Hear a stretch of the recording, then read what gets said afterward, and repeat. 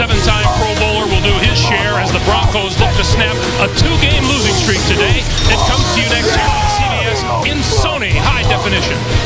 Take it on three. 1, 2, 3. Take it!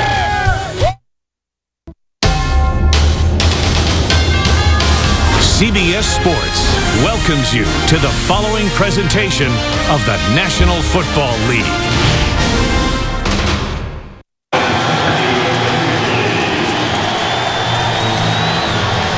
Back to Landover, Maryland. How in the world is this mid-November? 72 degrees. It is an absolutely gorgeous day, and most of the country would take this as a wonderful day in the middle of summer. No kidding. Absolutely perfect. Crystal clear sunshine. And this is some stadium. Denver Broncos won the toss. They will receive. Eddie Royal is deep. Royal has returned a kickoff and a punt for a touchdown this year. Came in the same game at San Diego. That's Sean Sweezum. He will kick it away for the Redskins. And with a couple more steps, we're on the way.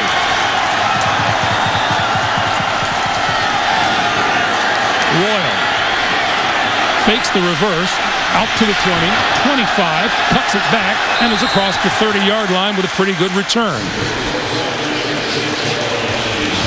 And like the Broncos, Denver quarterback Kyle Orton started the season like a house of fire, but he's had two tough outings of late. He has 9 touchdown passes, 4 interceptions on the year, and looking to reacquire the magic that saw the Broncos through their first 6 games of this season.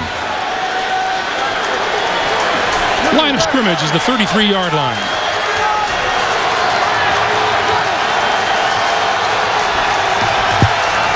The pitch is for the rookie, Noshan Moreno. And Moreno, 40-yard line and more. Midfield. Inside the 40-yard line of the Redskins. Well, this is old-fashioned power football. And it didn't surprise the Redskins. They actually slid to this side. But look at all the people out in front. It starts with the lead block by Columbus, and then a couple good blocks downfield, and the rest is Moreno. But you could see the linebackers for the Redskins actually shifted to their left into the strength of that formation, and still Denver pulled it off. 28-yard pickup by Moreno.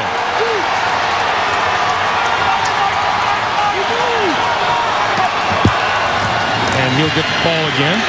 Nothing on the right side. This time he's buried at the 40-yard line. Let's check Denver's offensive line. It shows one change today from its usual look. Number 71, Russ Hochstein, replacing Ben Hamilton at the left guard spot. Playmakers galore among the backs and receivers in Buckhalter, Brandon Marshall, Eddie Royal, and Noshan Moreno. We saw Columbus get that good block out front there, Greg. Remember, he's filling in for Ryan Harris, who's missing his second game at right tackle. Faking the end around. The screen goes nowhere. Moreno on the receiving end, and he's back to the line of scrimmage. Washington's defense, 41 years of NFL experience in the front four. Daniels, Griffin, Hainsworth, and Andre Carter. The linebackers feature the outstanding rookie Brian Orakpo, steady veteran London Fletcher playing his 185th straight game. In the secondary, good corners in Rogers and Hall, a tough safety in LaRon Landry. Reed Doughty starts for injured Chris Horton. 3rd and 11 as you look at big Albert Hainsworth in the middle of that defense. From the shotgun, Orton with all kinds of time, going to go deep, has a man wide open for the touchdown, Brandon Marshall. That just looked too easy. Well, it is so rare for Denver to stretch the field. We just talked about it in our open about Orton in this passing game has got to go a little bit vertical. And this is some sort of a mental mistake in the secondary. Carlos Rogers, number 22, starts out with the initial coverage. Obviously, he believes he's got some sort of safety over the top that's responsible for the deep outside of the field, and that was not the case. The extra point is good. For the first time all season, the Denver Broncos score a touchdown on their opening drive, and head coach Josh McDaniels feeling that winning way again. 7-0 Denver.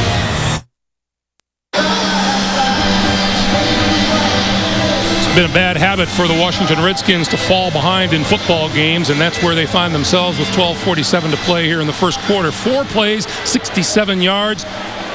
And as we said, first time all season long, in fact, in quite a while, that they've scored on their opening drive of the game. Rock Cartwright is deep for the kick.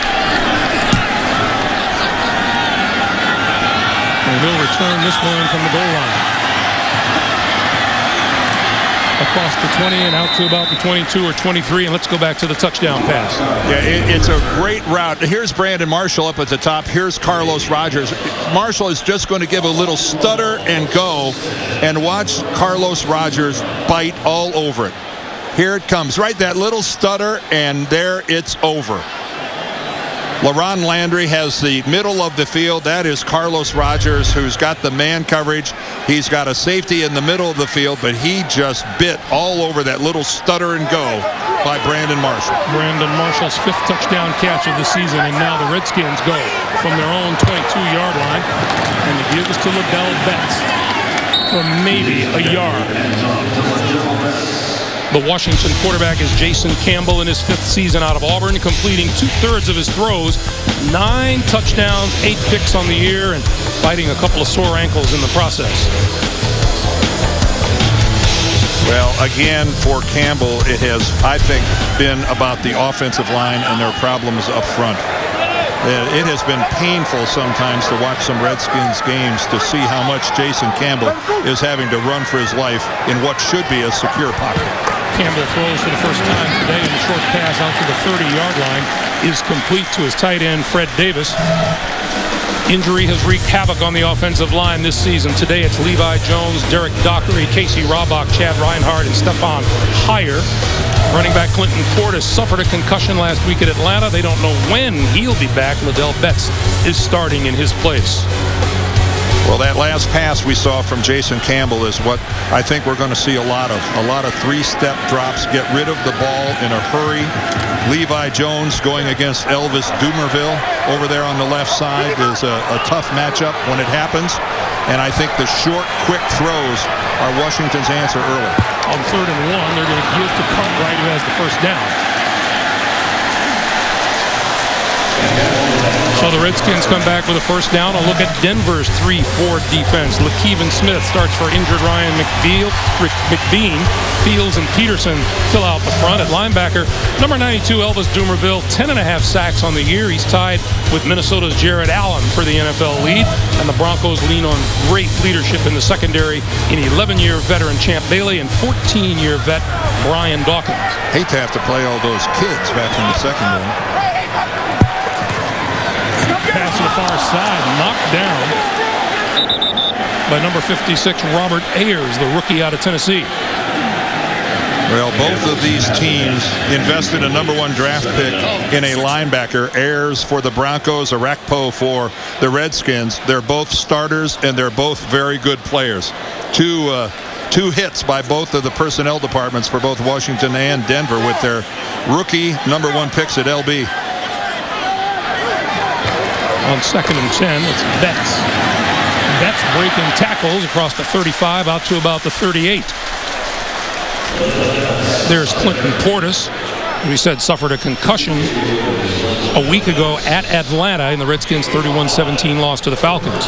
Well, when you saw the hit and the way that Portis was absolutely motionless down on the field afterwards, you knew that he was going to miss some game time. That was a serious hit.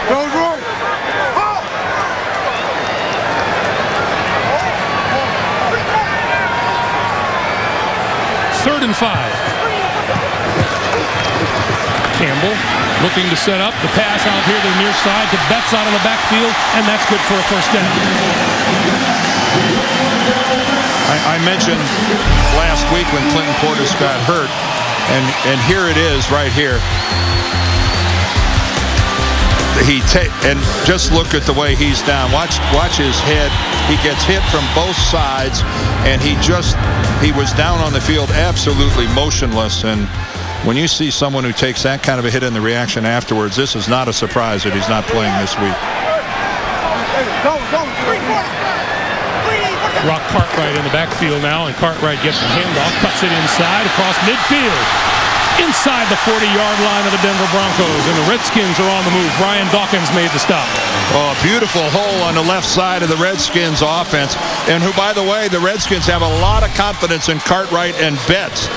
But take a look at this. There's Levi Jones. He keeps working. Take a look at that. He moves Kenny Peterson all the way to the outside, then walls him off.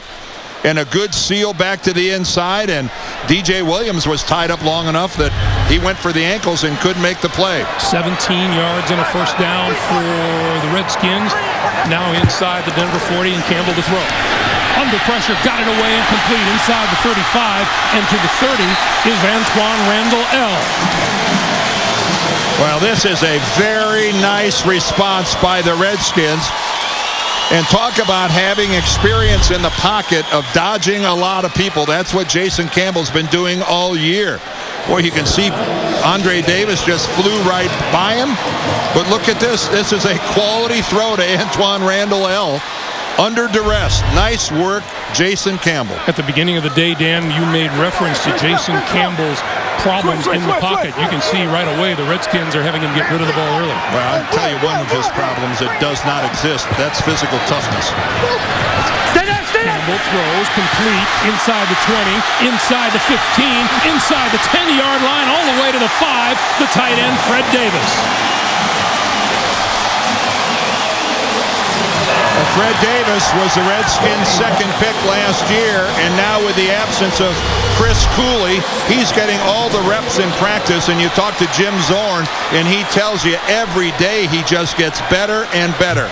And a nice soft hand grab of the ball out in front of him. Campbell put it in a nice spot. A lot to like about this second-year guy from USC. Fred Davis is here to stay. First and goal, Washington from the 5.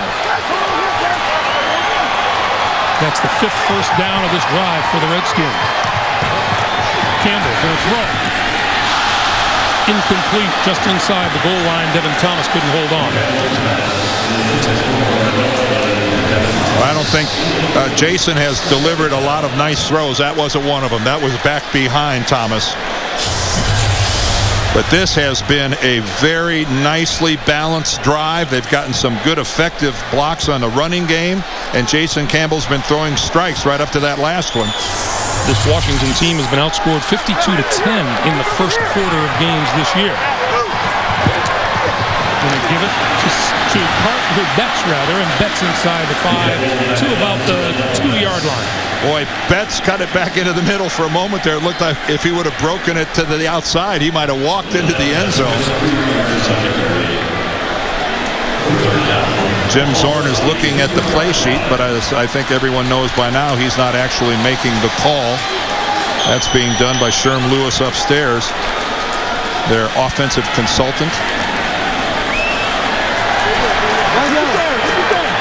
Third and goal, and Rock Cartwright is the back behind Campbell.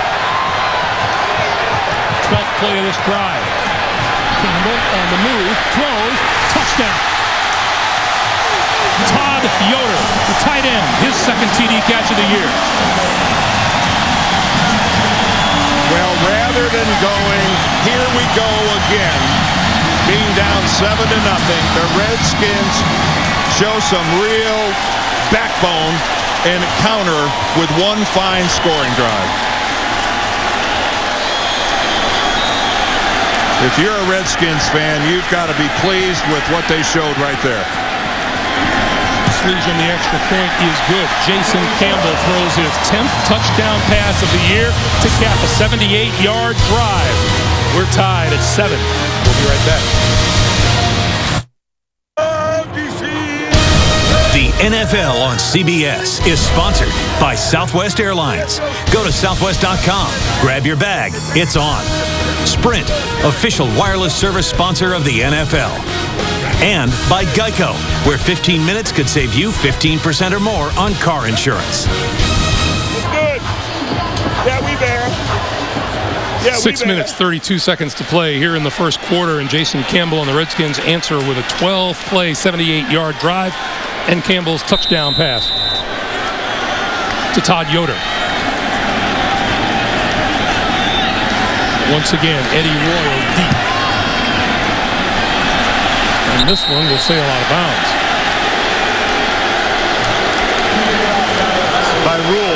The ball will be placed on the 40-yard line. Timeout. Instant field position for Kyle Orton of the Denver Broncos when we continue. Kickers don't feel great when they do that, do they, Dan? No, you're looking for anyone that'll take you when you're looking for a spot on the bench after you kick it out of bounds. Such a punitive penalty all the way up to the 40. Orton will throw this way, and it's complete, and out to midfield is Tony Scheffler, the tight end. Looks like he's just short of a first down. We'll call it a 9-yard pickup, and it'll be 2nd and 1. Tell you one thing, we'll see if this continues for the entire game, but so far in the first quarter, we're seeing receivers on both sides making some nice catches. That was not an easy grab at all by Scheffler. On both sides, we've seen receivers going and getting the ball for their quarterback. We're also seeing uncovered receivers, too. On 2nd and 1, Correll Buckhalter gets the first down across midfield to about the 48-yard line. Well, a couple of offenses that have been struggling coming into today's game got off to a really good start. Noshawn Moreno gets off to a good start, and then Brandon Marshall with the stutter and go. They get Denver on top 7-0. Then it's Rock Cartwright with a beautiful hole off the left side. And then Yoder, there's another one of those catches I'm talking about. He lays out for it, and we've got ourselves a 7-7 game. Coming up on 5:20 to play in the first quarter. First down, Denver. Pitch it to Brandon Marshall. Marshall, left side, inside the 40. And let's see if that's good enough for another first down. Very close to the first down marker. Well, Josh McDaniels working off his script. He's the head coach of Denver, but he's also the offensive play caller. And after so many years of doing it in New England, if you can have so many years of doing anything when you're 33. The pitch for Buckhalter. 35. Hit from behind, put the ball on the ground. It's recovered by Washington.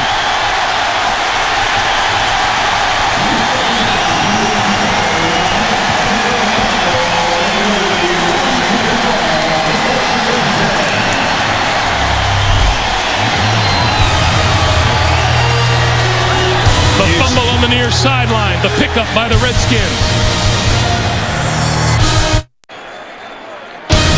The NFL on CBS is sponsored by DJ Hero. 93 original mixes now in your hands. DJ Hero. And by Bud Light, with a just right taste that's not too heavy, not too light. The difference is drinkability. So many beautiful and amazing and historic sights here in our nation's capital as we welcome you back. Coming up on 4.5 minutes to play here in the first quarter. And on the first play from scrimmage, Ladell Betts. Hit by Ronald Fields. Let's go back to the turnover. Yeah, let's take a close look at it. It's a great job of hustling, first of all, by Buckhalter, as he really tries to make something happen, but he's not expecting to get hit from behind, and that's what happens right there when coming in from behind is Lorenzo Alexander, a hustling defensive lineman.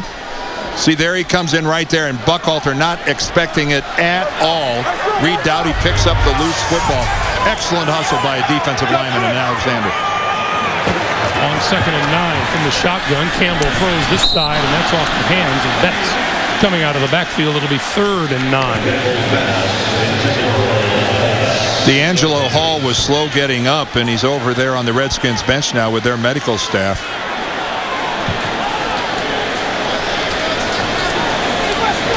That time Jason Campbell just threw it a little too far out in front.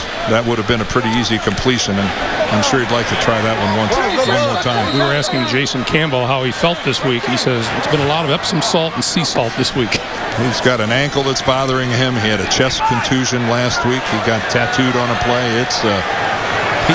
I'll guarantee he's a regular visitor to the hot tub every week. Campbell. Incomplete on the short slant intended for Santana Moss, and Washington will kick. Well, that was a couple instances there by Jason Campbell, and I'm sure that's what Jim Zorn's going to talk to him about. You had open guys, and you just missed them.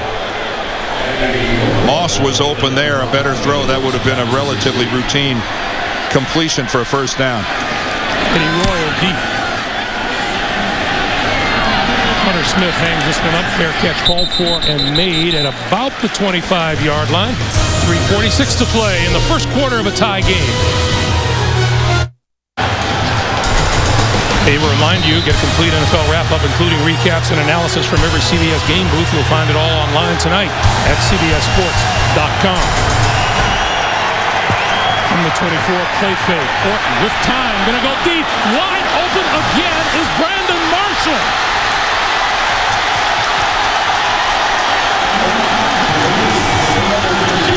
You can't get more wide open than Brandon Marshall has been on 2 touchdown catches today. And that time it's D'Angelo Hall still standing at the 9-yard line with his hands on his hips, trying to figure out what the heck went wrong here.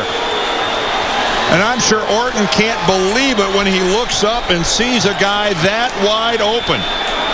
Now that's Fred Smoot in pursuit from behind, but D'Angelo Hall is over on this side, and you can see Hall's just playing zone.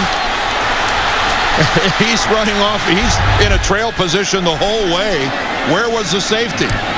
Extra point is good. Brandon Marshall has 2 catches for 115 yards and 2 touchdowns. And Denver, much to Jim Zorn's disbelief, is back up by a touchdown. It's a Denver defense that came into the game #1 in the NFL in pass defense, allowing 159 yards a game. They've allowed Denver 124, and we're 3.5 minutes away from the end of the first quarter. Cartwright. Penalty marker flies as he gets wrestled out of bounds at about the 23-yard line. Well, there's a lot of arguing going on over on the Redskins sideline, trying to figure out what went wrong. Pete Morelli's our referee. Holding. Number 95 with the receiving team. Half the distance to the goal. First down. All right, let's take a look at it from up top. And here's Marshall right here. All right, here is D'Angelo Hall. Here's the safety that Hall is expecting help from over the top. But watch the safety go up and jump the underneath route. Hall turns Marshall loose, and there comes the safety diving up underneath, and you've got an untouched receiver. It's one thing to get beat physically. That happens. But to make it that easy by just mental errors drives everyone nuts. Miguel Betts right side. Across the 10 to the 15-yard line, we get our first NFL Today report from James Brown in New York. JB. Greg and Dan, on this Pittsburgh kickoff, take a look at Bernard Scott. Looking for daylight, finds a couple of nice windows of opportunity here. And after that, he's off to the races. 96 yards to pay dirt. The holder botched the snap on the point after, so the Bengals are up over Pittsburgh 6-3 late in the first. Back to Greg Gumbel, Dan Deardorff. JB was so untouched, he looked like a Denver Broncos receiver today. 2nd and 4. Betts again. Stacked up at the 15-yard line by Marcus Thomas and Elvis Dumerville. And Brandon Marshall, life is good when you're left as alone as he has been. Pretty astonishing to just find yourself that wide open on 2 separate occasions. I think Christmas has come a little early for Mr. Marshall. Well, it's the Marshall plan is working just fine. Not so well in terms of the Redskins secondary. 2 mental errors have led to 2 touchdowns. And on 3rd down, Campbell will have to throw for it. Stepping up, throwing, sideline, got his man and out of bounds close to the 40-yard line is Antoine Randall. That'll be a first down for the Redskins. Well, Antoine Randall can do so many things, and you see him just break out of that cluster, and that is how a guy ends up being wide open. So we see right here that it's not just a case of the Redskins making mistakes. That's why that cluster formation with guys heading off in all different directions from a defensive secondary position, that is just a maneuver that can leave a guy wide open on a repeated basis. Campbell and the Redskins 4 out of 5 on 3rd down, and Campbell going to throw again down the sideline. Santana Moss, and he overthrew him. Oh, and Andre Goodman, he got caught looking in the backfield. Oh, you he is a fortunate guy headed back to the Denver huddle, because he is beaten by a good 3 yards by Santana Moss, and Jason Campbell just can't deliver him the football. And right now, Andre Goodman is going, thank you, thank you, thank you. 2nd and 10. Betts across the 45. Pulls his way out to about the 47-yard line. And let's get another report from James Brown in New York City. JB? All right, Greg, Mark Sanchez, and Jericho Cotchery hooking up on a 5-play, 61-yard drive. That 7-yarder there puts New York up 10-7. Jets looking to try to get back in the playoff race. Greg Gumbel, Dan Deerdorf. Thank you, JB. 3rd and 4 facing Jason Campbell here. And he'll work from the shotgun. Moving up, throwing over the middle and off the hands of the tight end Fred Davis. Campbell putting up a fuss with referee Pete Morelli, but he just overthrew that. Well, I don't know if he thought that Davis got held or what, but the reality is, you're right, the throw wasn't where it should have been. The ball just sails. Yes, that was catchable, but to a wide open receiver, just get it down a little bit and it becomes pretty routine. Penny Royal deep. Fair catch called for. And he makes the catch at about the 13-yard line. While we have a moment, a reminder for you. Voting for the 2010 Pro Bowl has begun. Send your favorite player to South Florida for the Pro Bowl game by voting online or with your mobile phone at NFL.com/Pro Bowl. You vote, they play. Now, Jason Campbell started out the game being pretty accurate, but his last of his last 4 throws, 3 of them have just not been where he wanted them. That one just got away from him, and Jim Zorn just trying to get him to calm down a little bit, and we've got a long way to go. Noshawn Marino still on his feet to about the 20-yard line. London Fletcher making the stop. How about London Fletcher? Do you think, let's see, what has happened to the St. Louis Rams ever since he departed the premises? They have been on a downhill slide. Everywhere he's gone, London Fletcher has gotten it done, whether it was with the Rams in the Super Bowls, in Buffalo, and now with the Redskins. And a college teammate, by the way, Josh McDaniels. We are winding down the first quarter. That's the end of one. Denver leading it by a score of 14-7. We'll return to FedEx Field right after this. You're watching the NFL on CBS, the home of Super Bowl 44.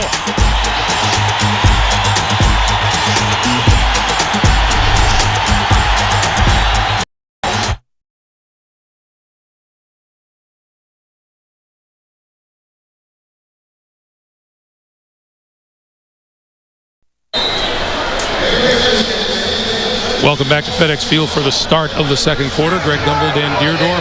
Denver with the ball and a 14-7 lead from their own 20-yard line. Orton for Scheffler. And Scheffler across the 25 to about the 27-yard line and a first down. Well, you know, coming into today, this is the #1 ranked pass defense in the league. Deshaun Jackson for the Eagles torched them on a long play, but by and large, they've been pretty consistent until we saw this display in the first quarter today. Brandon Marshall on a pair of long touchdowns, 40 and then 75 yards, unattended back in the secondary. And Eddie Royal is back there taking the direct. No, it's Noshawn Marino with the direct snap.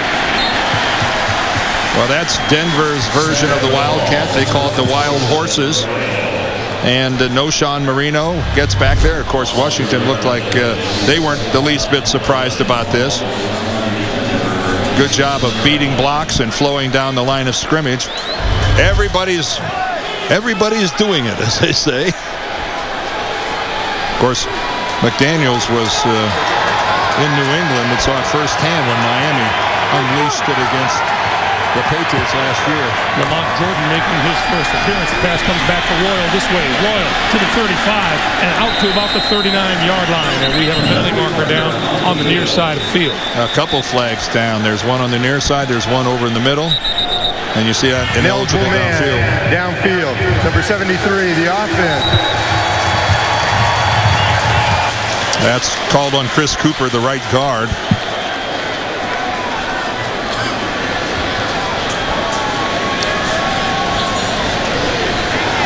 Greg Bloch, defensive coordinator for the Redskins, who's having to do some coordinating with his defensive backs. He will be accepted. 10 yards. Still, second down. Probably saying to himself, I thought sure we were practicing covering receivers all week. And I'm sure they did, and you got to give some credit. First of all, the first one was just a sensational route run by Brandon Marshall where he did that stutter and got Carlos Rogers to bite on it. The second one was just a complete mental breakdown in the secondary. Now they've got Orton facing a 2nd and 21.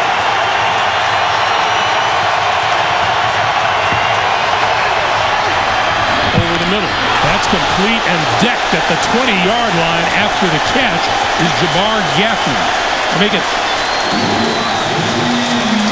Rocky McIntosh delivers the hit. Of course, this is when it's fun to be a linebacker. You're just sitting at home, and here he's coming right at you. My mistake. That's Brandon Marshall with the catch. You don't even have to move. The target is coming right at you, and you get a chance to put one on him. And that rattled Marshall. 3rd and 17. And we get a whistle before the snap of the ball. And a timeout called by Washington. Timeout, Washington. 12:40 to play here in the first half. 14-7, Denver. We'll be right back. 12 minutes, 40 seconds to play here in the first half, and a 3rd and 16 facing Kyle Orton and the Denver Broncos. The Redskins took that timeout. They had 12 guys on the field, smartly spotted it and called a timeout. Orton, pump fake. Gonna go deep. Look how wide open Eddie Royal is, and he missed him.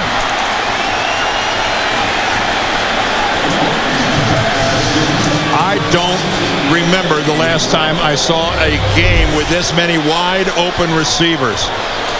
The safety back there is Kareem Moore, and that is Moore, number 41. He even tries to grab Eddie Royal when he went by and did get a hand on his shoulder pad, but Kyle Orton just puts way too much air under that ball. That's his first incompletion of the day. Santana Moss deep for the punt. And they'll take it at the 34 and deck right away by David Bruton, the rookie out of Notre Dame. Well, I'm going to take a wild guess that the secondary and Greg Bloch are going to have themselves a little talk over on the Redskins sideline. Little confab. Whoa. They are just biting on way too many either pump fakes, stutter steps, the wrong route, you name it. And it has really fallen apart back in the Redskins secondary, and they're fortunate it's not 21-7.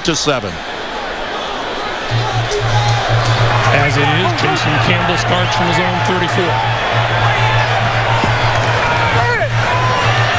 Campbell throwing, underthrows on the far side of the field, intended for Randall L. incomplete. A Wednesday on Showtime. JB, Phil Simms, Chris Collinsworth, Warren Sapp come your way with the Emmy Award-winning Inside the NFL, cable's longest-running show, Inside the NFL Wednesday on Showtime.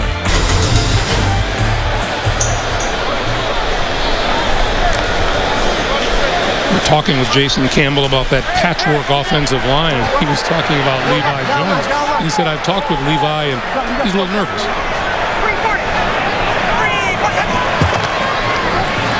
Second and 10. Betts looking for running room, doesn't find money.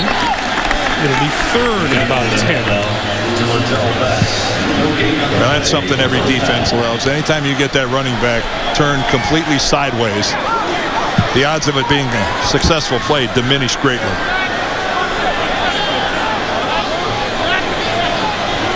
Well, this has been a case of a hot start for Jason Campbell, and then recently a little bit of inaccuracy in his throws. He needs to get a receiver and deliver a strike. I think he needs that for his confidence. Cartwright in the backfield on 3rd and 10. High snap. Campbell under pressure. Got rid of it on the screen. And Cartwright across the 40 to about the 41-yard line. That won't be nearly enough for a first down. Well, good job that time by Denver of realizing they had yards to give and sit back and let the screen happen and then flow to the football. But I would think that the Washington defense sure could have used more than a 3 and out in terms of trying to gather themselves. High and not a terribly long punt. And this bounces at about the 30-yard line and is down to 31. 10:56 to play in the first half. Right now it's Denver by a touchdown. We'll be back.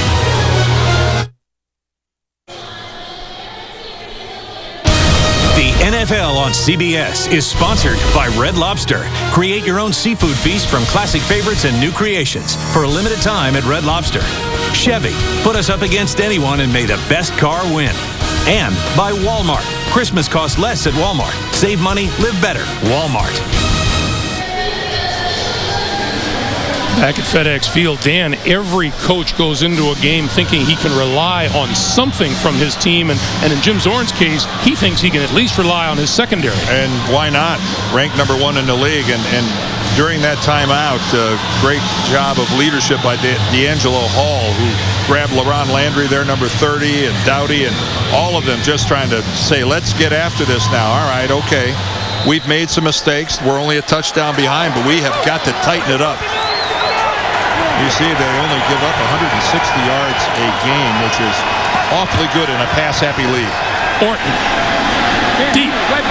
This time Marshall has a man with him, and it is incomplete. D'Angelo Hall made the play, but it is ruled incomplete back at the 20-yard line. And he wants his coach to challenge. Wow, that puts your coach in a tough spot. The official was right there. I will give him credit, at least in being in great position. Let's see, does D'Angelo Hall control this ball and hold on to it after he hits the ground? I think you can see right there that the ball was loose and it was touching the ground. And that's it. See, look where this official is. You can't be in a better spot to see it. And he rules it an incompletion. No challenge flag, second down. Here's Moreno, and Moreno tripped up at the line of scrimmage, falls forward near the 35-yard line. And that was a good job by Jim Zorn of not being influenced by a player and relying on either saw it himself or he got some good advice from the press box, one or the other. But that official was spot on in terms of being in the right place to see and make the call. 3rd and 7.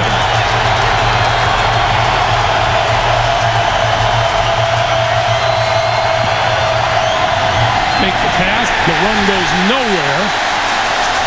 Brian Orakpo, the first-round draft pick out of Texas, making the stop. Well, Jim Zorn and everyone involved in the Redskins organization really happy with Orakpo. He has been everything they asked for and more.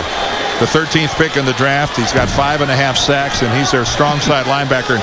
He is a player. What did Jim Zorn say? He is a great first-round pick. Yeah. Santana Moss from inside his own 20, looking for running room on the near side, dragged down as he crossed the 25-yard line by Robert Ayers. Boy, the crowd reacting, they saw Moss's body twist and thought it's got to either be a horse collar or a face mask. Now we get a late flag thrown. And it's a face mask. And how do you miss that? Why does it take so long to get a flag on something as obvious as that? Robert Ayers almost ripped off his helmet.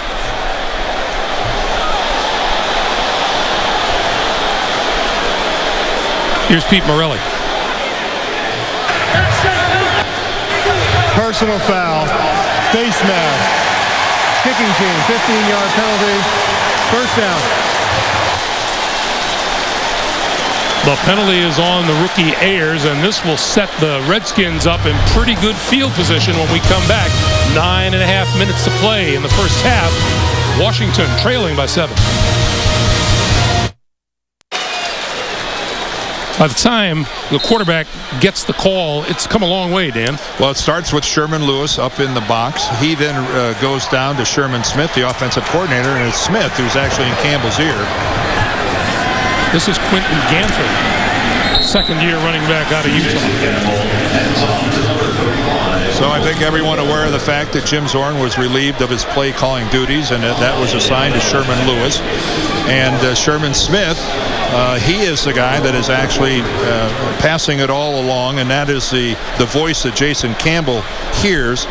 And so there's some continuity there, and Jim Zorn's still a part of making the game plan, still vitally involved in this offense, but he is not calling the plays. Ganther again in the backfield on 2nd and 7.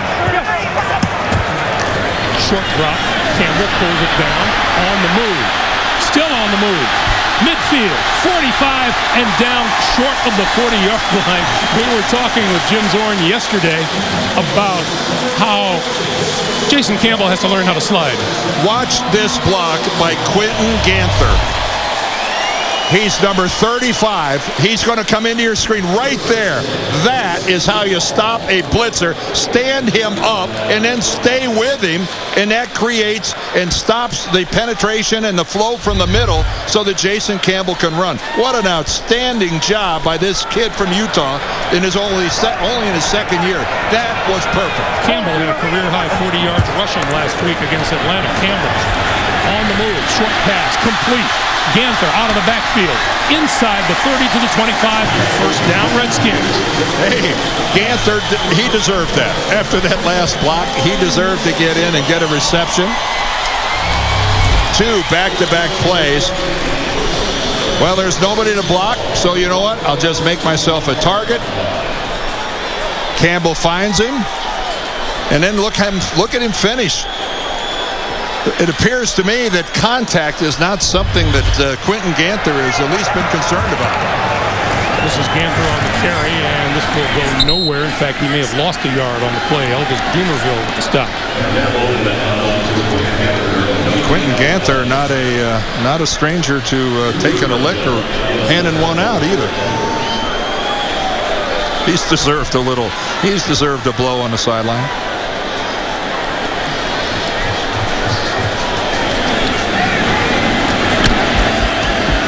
On 2nd and 10 now, Cartwright has relieved Ganther in the backfield.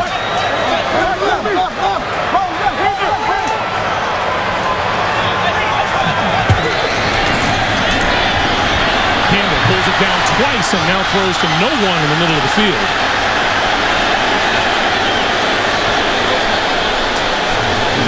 Broncos want a flag, and there isn't one. Well, it was close enough. And it was... he had a receiver within about 5 or 6 yards, and you could make the case that he got hit as he was throwing. So Elvis Dumerville was in there applying the pressure, as he so often does. Number 18, there was no receiver in the area.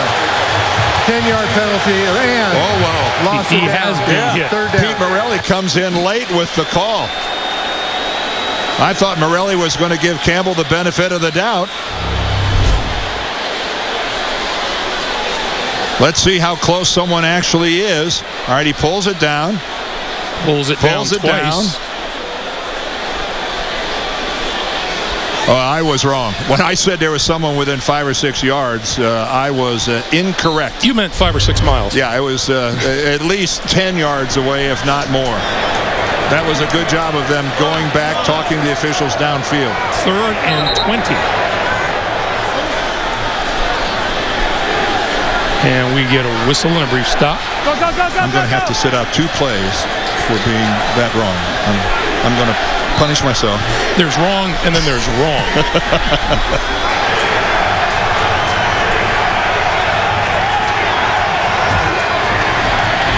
This quick pass, and that is behind Fred Davis, the intended receiver. And that'll bring Hunter Smith and Sean Sweezum on. Now, we were watching Sweezum in the pregame, and he was kicking 60-yarders with ease, but it was in the other direction. It was going the other way.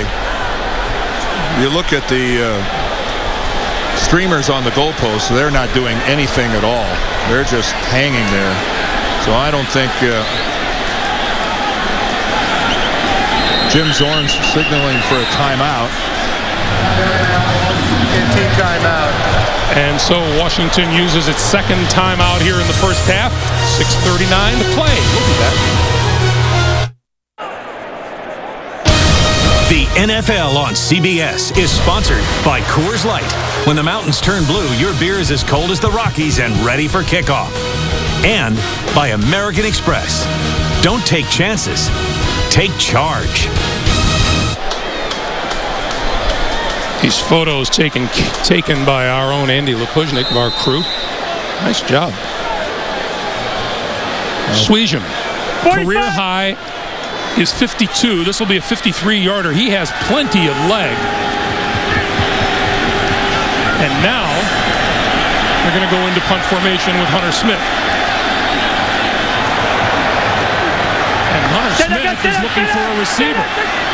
Throwing the other way, wide open. Inside the 5 to the end zone is Mike Sellers. Touchdown.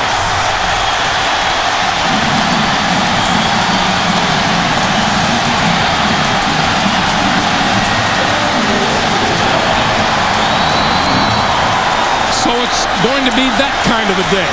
Wow. Well, Danny Smith, the special teams coordinator, can be pretty happy with himself over that. You know, you'll see that happen a lot of times when it's bang, bang. But to take a timeout preceding it and give the defense 2 minutes over there to try to figure out what might be happening. They went into the shift prior to the timeout and still made it work.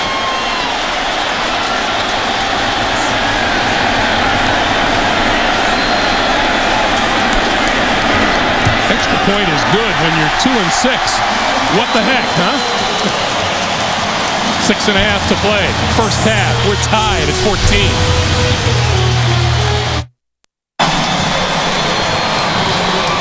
Watch Hunter Smith when he rolls to the right. Nobody from Denver is able to get upfield and get in his face. That's their biggest failing here. Look at this. Everyone from Washington pins the Denver guys on the line. That takes a long time to set up. And then on the backside, Mike Sellers totally disregarded. But you've got to get upfield. You can't let the holder, in this case Hunter Smith, just stand back there. And Hunter Smith, remember, wasn't able to punt last week because of that bad groin. Something tells me that he's feeling just fine right now. And Jim Zorn, the old quarterback, probably gets a little kick out of that. That old quarterback didn't get such a big kick out of it. No. If you subtract Eddie Royal and his couple of returns this year, the Denver special teams have been an issue since opening day. This one comes down at the 15-yard line. And it comes down to Lamont Jordan, and what a hit by Lorenzo Alexander, who forced a fumble earlier. He sure did. He knocked the ball away from Pharrell Buckhalter. Lorenzo Alexander came roaring down the sideline. Lamont Jordan was at the other end. Listen.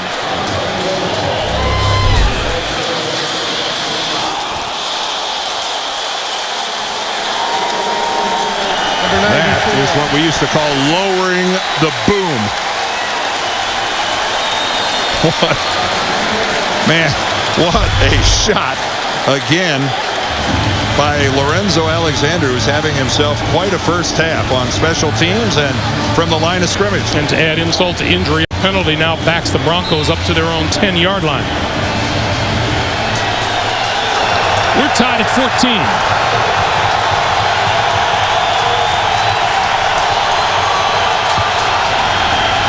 Moreno, right side, turning the corner. And Rocky McIntosh makes the stop. Well, Hunter Smith not afraid to find himself in the middle of a gadget play. Here he is. This was opening weekend against the New York Giants. And he takes it on in. And here today, rather than run it, he even pump fakes it. But given way too much time to stand back behind the line, finds Mike Sellers. Hunter Smith, he's jack of all trades. That's his first career pass, and he throws his first career touchdown pass with it. Andre Carter with the stop.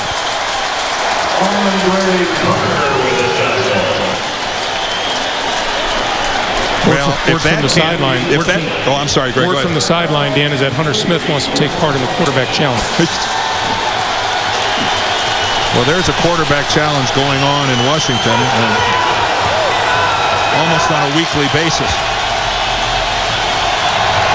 3rd and 3.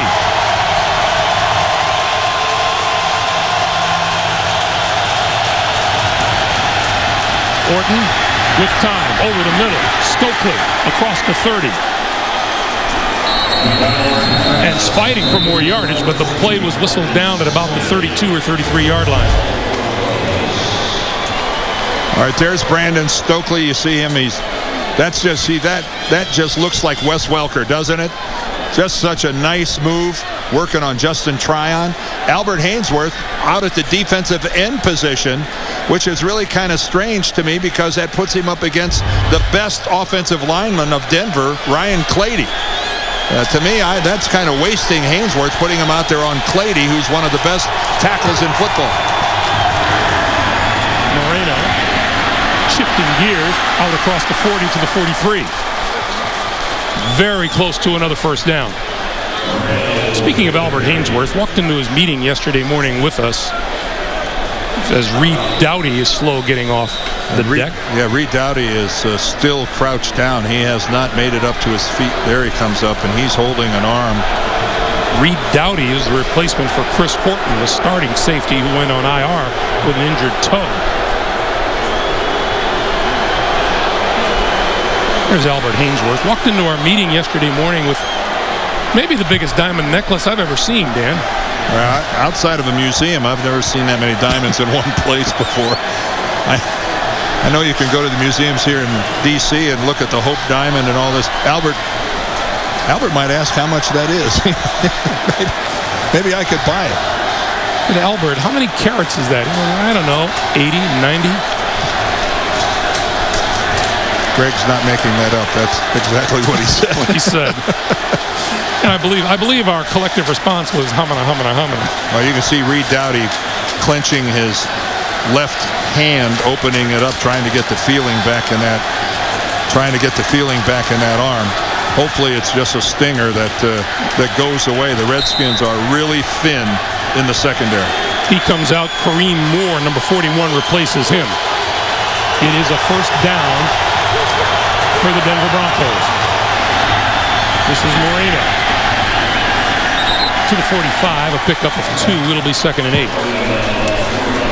Noshawn Moreno is the leading rusher among rookies in the National Football League, and again, he seems to be a really nice fit. You talk to Josh McDaniels, he talks about his, you don't normally talk about rookies and use the word leadership, but he said he's just got natural leadership ability, personality.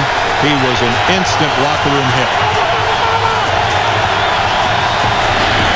Quick pass, Eddie Royal with the catch, midfield, into the 47-yard line, and that appears to be just short of another first down. Kareem Moore making the tackle. What a nice job of Kyle Orton throwing the ball away from the defender.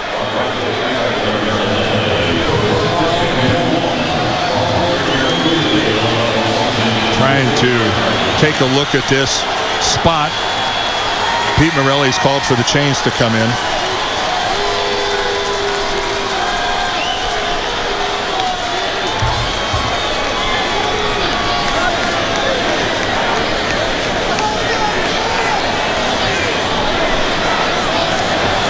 You're going to have to get down there. It is a first down. That was awfully close. That was by a grain or two. A grain. Reed Doughty, by the way, is checked back into the lineup. A lot of times you'll get a stinger like that, and I know it sounds strange, but your arm will just, it'll either go completely numb or it feels like you're getting stuck by 1,000 pins, and then normally within about 30 seconds or so it passes. It's happened to be many a time here in the booth. Yes, I'm sure. I'll give you one at halftime if you want. Appreciate that. Just so you get the flavor of it. 2:50 to play in the first half. Orton, all kinds of time, and running out of it now and throws it away. 2nd and 10, 2:42 to play. We'll say this about Albert Hainsworth. he appears to have fun playing the game.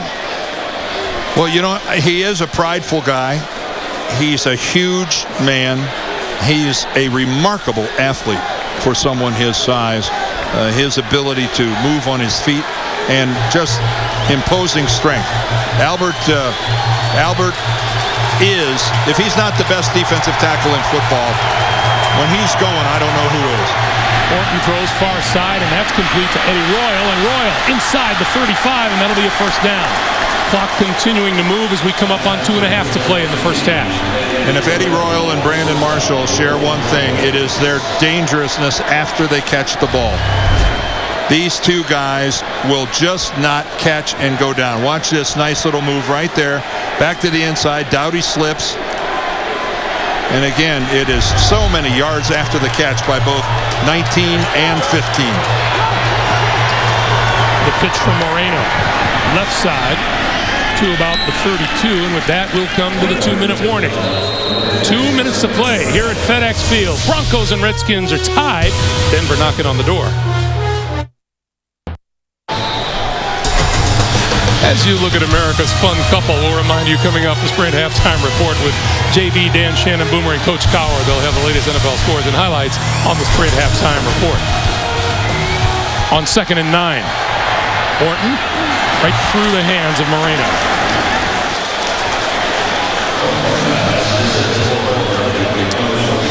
I love the ability to accessorize. I mean, check out the necklaces. That's just... it makes the outfit. And you know, you can't find those hats just anywhere. Now the one on the right, this might be Albert's necklace over there on the right. Huh? 11th play of this drive, 3rd and 9. Redskin fans on their feet. Orton over the middle and has his man close to the 20-yard line. That's Tony Scheffler for a first down. Well, that's exactly in tight coverage where you have to put the football. Because Scheffler's going to go down here, and he's just going to run the curl and stop right here. But look at the ball, right between the 8s. Almost impossible for the defender to get a hand on it. It wasn't high, it wasn't low. It was exactly where it needed to be from Kyle Orton. That's 5 first downs on this drive by the Broncos. They've moved to the Washington 21.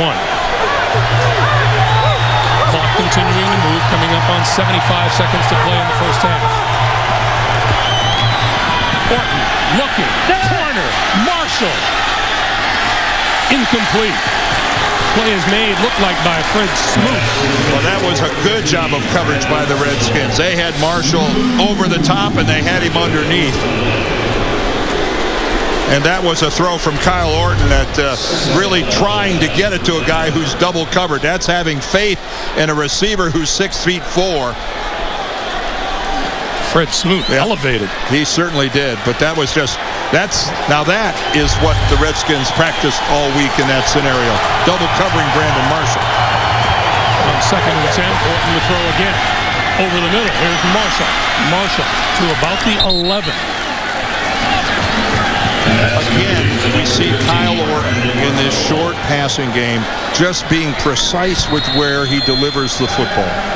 That was, again, it just doesn't go down on the stat sheet as any big deal, but it was a perfectly placed football into the hands of Brandon Marshall. Denver burns a timeout here. They have 2 remaining, 52 seconds on the clock. Well, this is another physical game for the Denver Broncos, who've been on a bit of a run. A couple of weeks ago, it was Baltimore, Ed Reed putting it on Noshan Moreno. And then take a look at that. That's Buckhalter getting dropped. And that time, Brandon Marshall. Whoa! That might be the hit of the day on Lamont Jordan by Lorenzo Alexander. Now, Denver lost those 2 physical games to both Baltimore and Pittsburgh. And right now, they find themselves in a hard-hitting one again, and that's no surprise. You knew that Jim Zorn's team was not, they were not going to roll over and play dead. They're testing the NFL's #1 red zone defense right here. 3rd and 1. Moreno inside the 10. It'll be 1st and goal. Clock continues to move. 44 seconds and counting. And again, Denver is in good position with 2 timeouts left.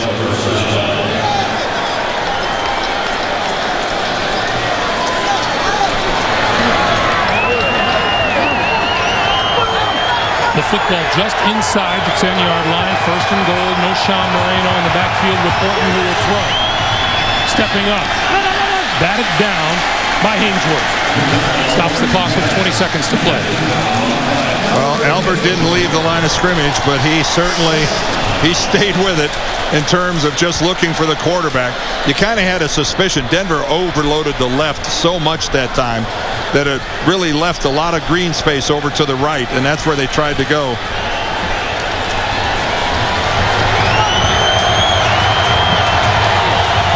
Sixteenth play of this drive.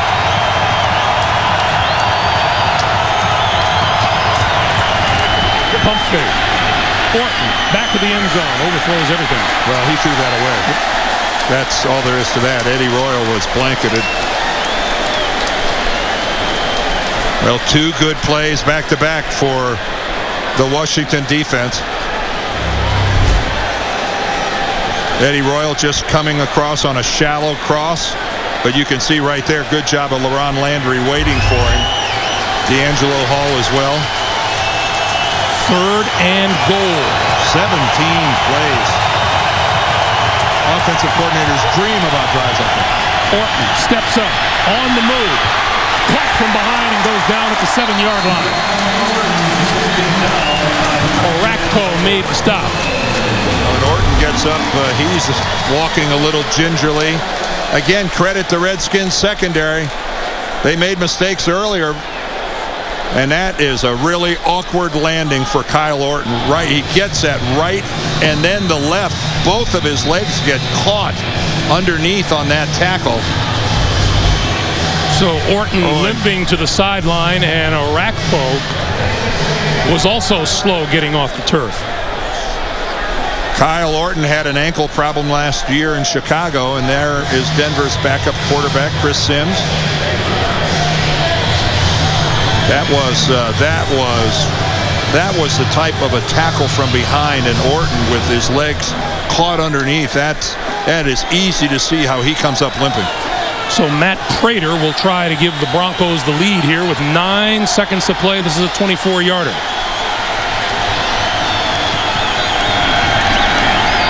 And that kick is good. So Kyle Orton going to limp off to the locker room ahead of the rest of the team as Denver grabs a 3-point lead. And again, the way he went down, it's hard to tell if it was an ankle, a knee, or a combination of both. And it's hard to even tell on either leg. He got both of his legs caught underneath him very, very awkwardly. Again, another look at it. There goes the right ankle. There goes the left ankle. The left knee gets flexed. And thankfully, you could see Kyle Orton was able to pull his foot up off of the ground so it wasn't caught in the turf, which could have really been catastrophic. He was really, really lucky that he was able to pull that leg and that foot up off of the ground and get it up to where it would move more freely. Meanwhile, Denver, which totaled 17 points in its last 2 games, has 17 here in the first half. And keep in mind, if it wasn't for an overthrown ball to Eddie Royal, Denver would have 24 points.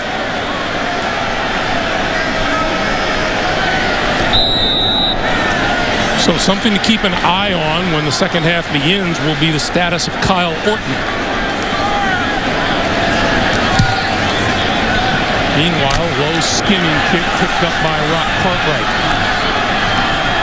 And as time runs down here in the first half, Cartwright looking for running room and is knocked out of bounds at about the 35-yard line, and that'll do it. Couple of long touchdown passes and a field goal. And the Denver Broncos lead at 17-14. We're back with the Spread Halftime Report after this message and a word from your local station. This is the NFL on CBS.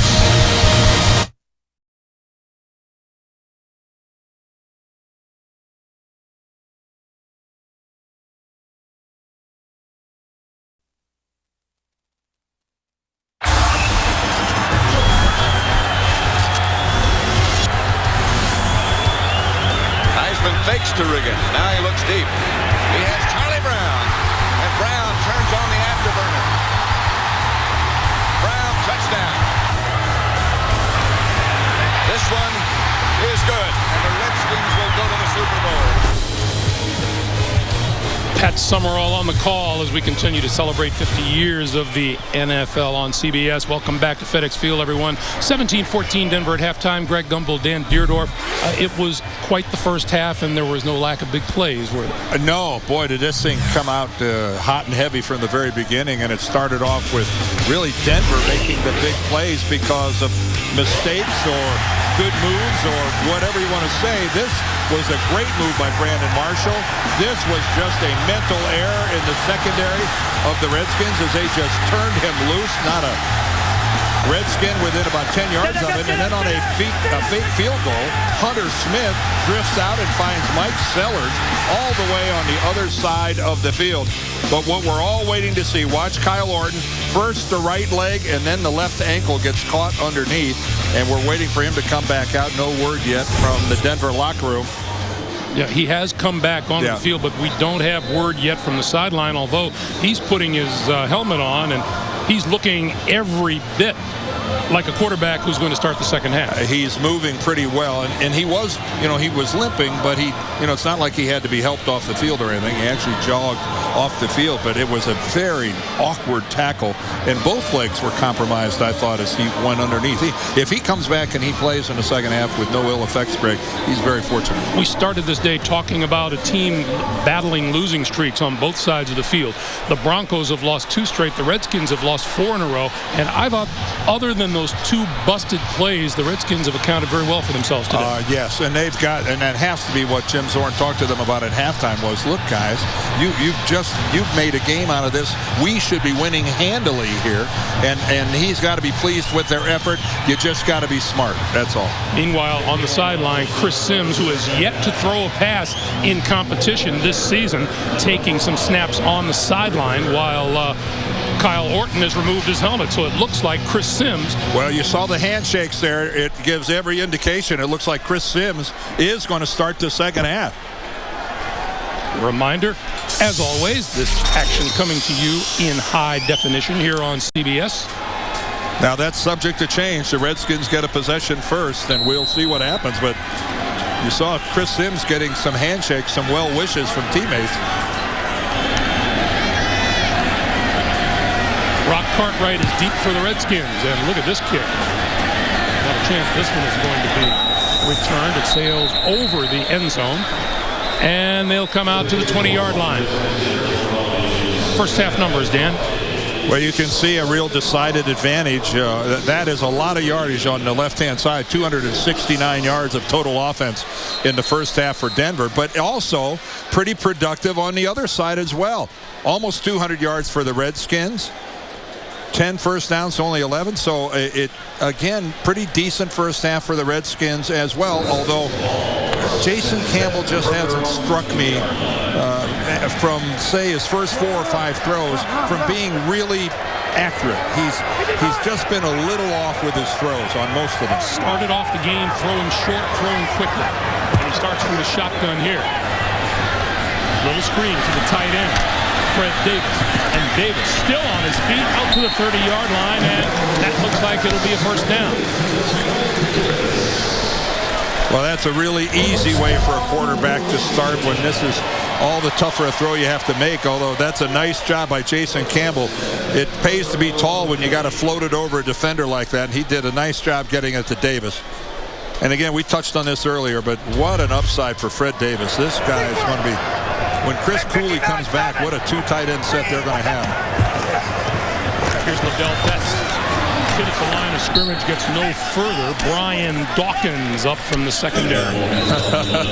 Well, Brian Dawkins told us, talking about playing in his 14th year, he said, when I can't bring the thunder anymore, I'll quit. Well, this is bringing the thunder. That when you make the stick and you make the hit and the ball carrier doesn't get a half a yard after that contact, you're still bringing it. Looks like we have DJ Williams down. We'll take a break and come right back.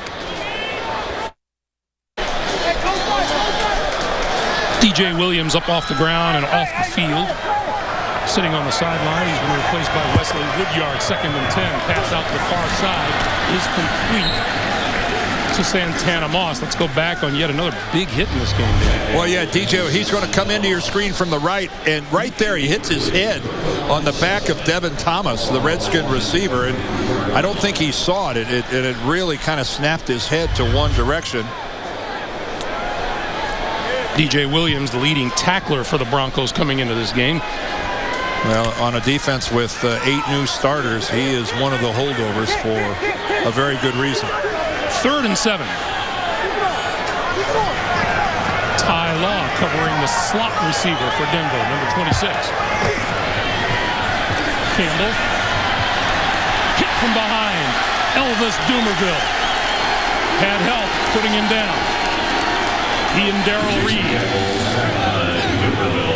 The guy is only 5 foot. Well, they list him at 5'11". There he is right at the bottom, number 92. And again, he's initially blocked very well by Stefan Heyer. And then Dumerville gets in to help clean up, but the real work was done inside. And that was Darrell Reed who looked to be the first one to get the wrap up. Hunter Smith kicks this one away. Nice high kick. Eddie Royal, fair catch, called for and made at the 27-yard line. Hey, Tuesday on a new NCIS Los Angeles, the team must infiltrate a terrorist group, but once they get in, can they get out? Tuesday, only CBS. Onto the field to quarterback for the Denver Broncos. Number 2, Chris Sims, seeing his first action of the season in his 7th season out of Texas. That was a pretty good job by Kyle Orton of faking everybody out, looking like a guy that was going to come in, moving around pretty well. Moreno trying to bust it to the outside, and he does. Across the 35 to about the 36-yard line where D'Angelo Hall makes the stop.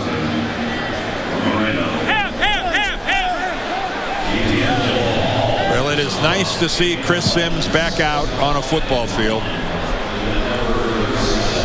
The injuries that he's had in the past, the serious surgeries that he had to undergo, and it must feel awfully good. He doesn't like the circumstances with Kyle Orton, the number 1 guy, being injured, but there's got to be a sense of satisfaction. You have persevered and you're back out playing the game. On 2nd and 1, Moreno spinning, looking for a first down, and looks like he has it at about the 38.5-yard line.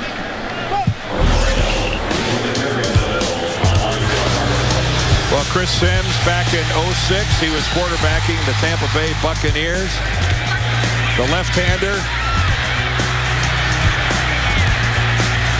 And that is where he injured his spleen.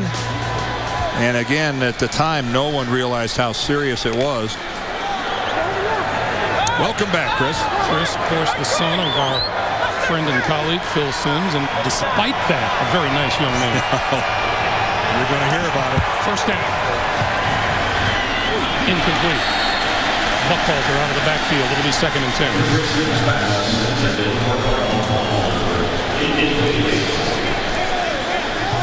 Well, we still don't have word from the Denver Broncos as to Kyle Orton and exactly what his injury is. With a quarterback, the first question you ask is, not just can you make the injury worse by playing, but can you protect yourself? Can you move around enough to protect yourself? And that's, if you can't do it, then you can't play. Sims complete to Gaffney, and Gaffney on the move. We have a penalty marker down on the near side. Penalty marker on the field. Pass interference. Number 19, the offense. 10-yard penalty. Still, 2nd down. Penalty is on Eddie Royal of the Broncos. Well, that's some sort of a pick that a lot of times you get away with, and this time the officials saw it and called it. So now Sims is going to find himself with his first, since his brief return, long distance conversion. 2nd and forever. While he was in there, Orton, 11 of 18 for 193 yards and 2 touchdowns. I'm sure Chris Sims would love to see some of that wide open receiver stuff that Orton saw.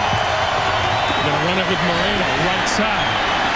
Dodging tacklers and on the move. 40, 45, and out off to about the 47-yard line. And that's a pretty good pickup on 2nd and long. Oh, how disappointing is that for the Redskins to have a 2nd and 20 and then just get a simple sweep like this. Containment is broken, lost. The inside pursuit isn't there. Daniel Graham seals it off with a good block. And great hustle downfield. Tyler Columbus and the offensive line of Denver getting it done. Brings up a 3rd and 2, and we are told that Kyle Orton's return is doubtful with an injured ankle. 3rd and 2 now for Sims and the Broncos. He'll throw for it, and he'll complete it to Brandon Marshall across midfield to the 48-yard line of the Washington Redskins and a 1st down. Well, I'm not inside the Denver huddle, but I'm assuming they have a lot of confidence in Chris Sims because he is a capable thrower. He has a good arm, a good tight spiral. We saw an example of it there, and I'm sensing they've been around Chris Sims enough to know. We've gone enough practice days all the way through camp and everything. I'm sure the confidence level in the Denver huddle is high. 1st down now in Washington territory. A fake the pitch. Sims on the move, looking, and throws it away.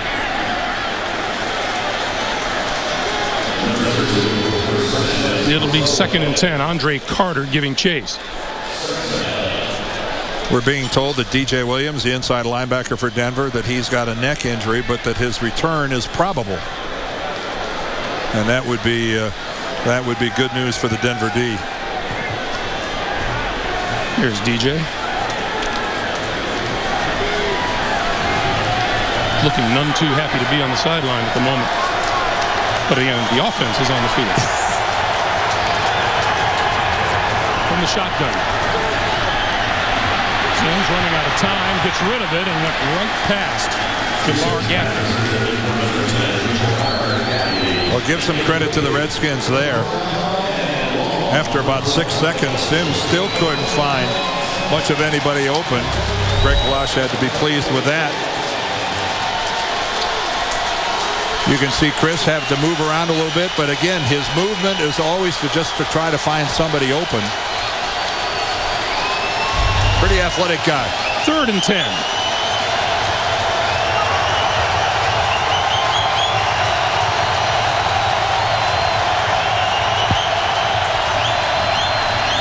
Sims with time and running out of it now. On the move. Looking, throws, and complete on the near side. No. Out of bounds and juggled out of bounds by Brandon Stokely.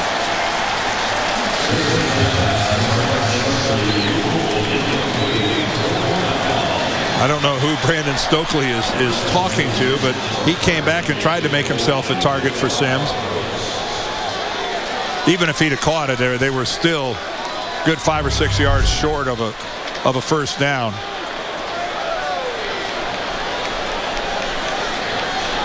Wow. I sure didn't see him juggling the ball. I can now understand the look on his face.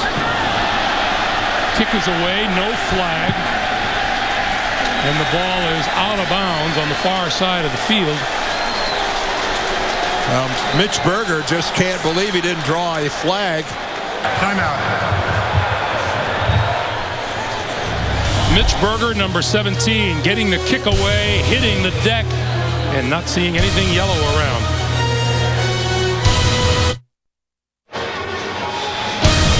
The NFL on CBS is sponsored by Southwest Airlines. Go to southwest.com. Grab your bag. It's on. McDonald's. I'm loving it. And by Honda. Everybody knows somebody who loves a Honda.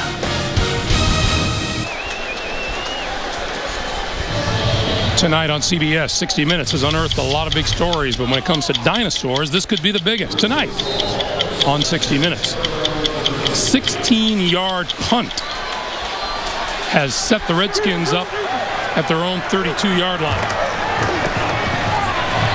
And running room up the middle for Liddell Betts out to the 40-yard line, a pickup of about 8, and it'll be 2nd and 2. A good job there by the Redskin offensive line, and boy, has this group undergone a bunch of changes. It has been a revolving door. We're going to try to give you an idea. Levi Jones, after a bunch of changes and injuries, ends up the only consistency has been there at left guard and center. You're seeing all the different people that have started at right guard, and now the changes at right tackle. Meanwhile, Liddell Betts taking advantage of some nice blocking on the left side across midfield and into Denver territory. That's the 5th different starting combination this season. Stefan Heyer was over at left tackle, and of course 2 really good players in Chris Samuels and Randy Thomas, both on injured reserve. They went down early. And when all kinds of changes happen up front, Dan, that doesn't serve the running game or the passing game well. No, but they have been playing, I think, very well today.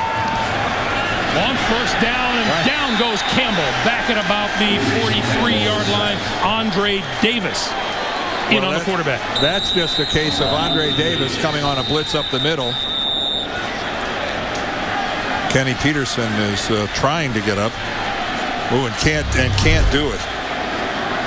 But right here, everybody is covered, and Andre Davis comes on a little bit of a delayed blitz, and there's no one to pick him up. Kenny Peterson looked like he tried to plant his right foot, and his right leg just gave out. That ball gets away from Jason Campbell. Wow. That's a fumble.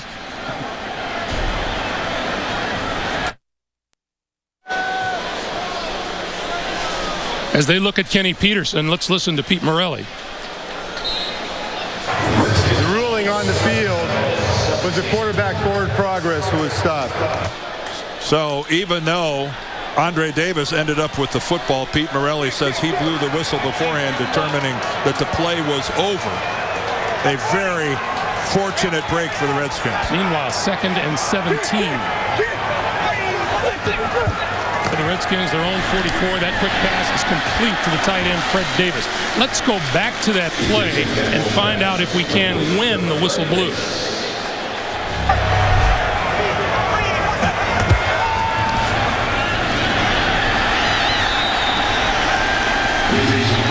I think the whistle came after the ball was loose. I find that remarkable that you could have felt that forward progress was over as fast as that was happening. I thought that was a fumble all the way. 3rd and 7.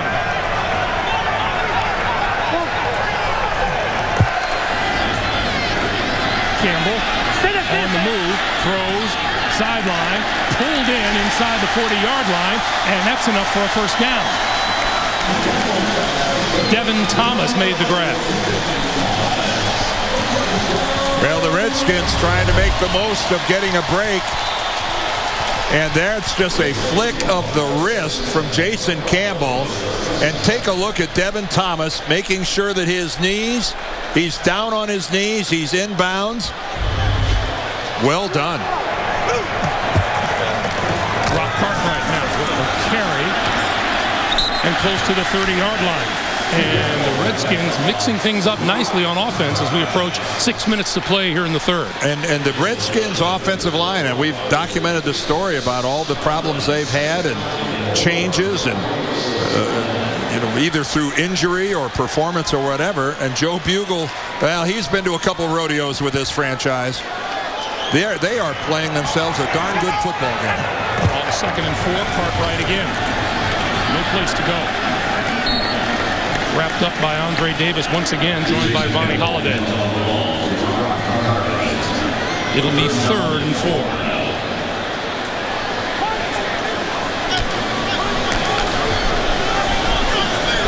Redskins, the only team to have gone without drafting offensive linemen in the first 2 rounds since the 01 season.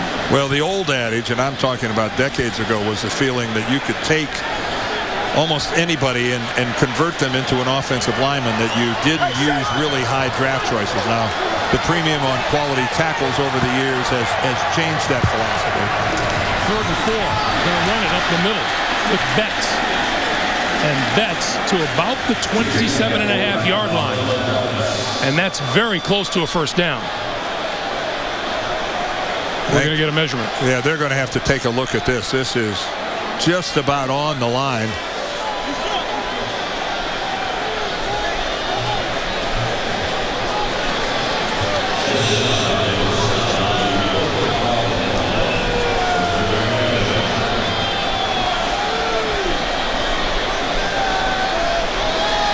That's short.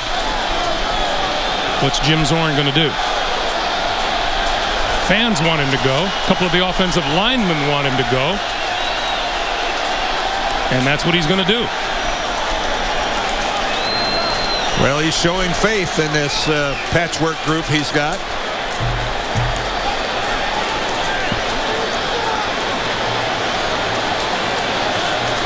See Washington's success on fourth down conversions. Kenny Peterson, number 90, back onto the field. There he is. 4th and 1. Cartwright in the backfield. Oh, he's doing the hard count, trying to draw him off sides.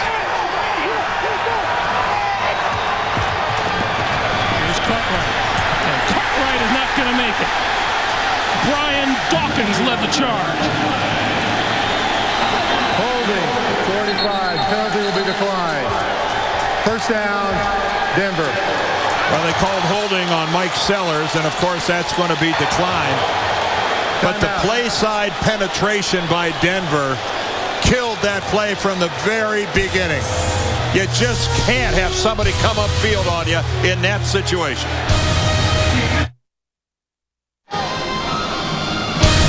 The NFL on CBS is sponsored by the Motorola Click by MotoBlur, the first phone with social skills.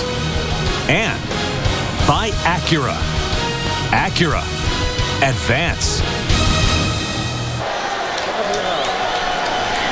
Denver takes over on downs at their own 30-yard line with 4:31 to play here in the third quarter. And Chris Sims at quarterback for the injured Kyle Orton.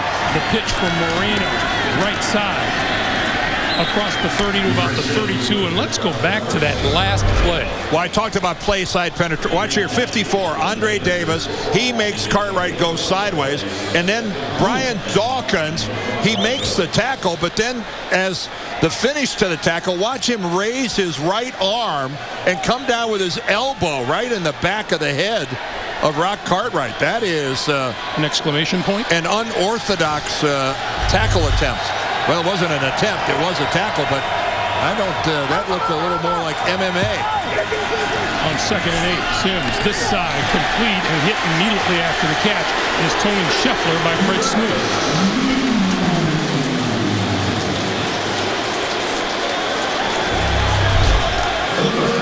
Well, Tony Scheffler, a gifted receiver, running just such a shallow pattern, but a dead play when the defense is just sitting there like Fred Smoot was. You have no chance of turning your shoulders upfield trying to get anything positive out of that.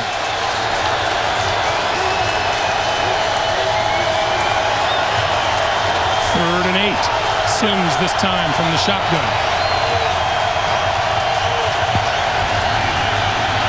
Here comes the rush, and he goes down to the 25. Arakpo and Carter, the 2 sack specialists for the Washington defense. And that, a little bit of what happened to Denver in their losses to Baltimore and Pittsburgh was that they were never able to give Kyle Orton a legitimate quality pocket. And that time it was Chris Sims that had nowhere to go. When you can't step up, you have no chance as a quarterback. Now, Jim Zorn said that we try to block punts so we don't get the return results on punts that others get. Well, they got a return set up here. Randall L. going to let the ball roll, and it takes a big Denver roll inside the 10-yard line. Comes to a stop at the 9. Not what you want out of your return man to let it go down deep.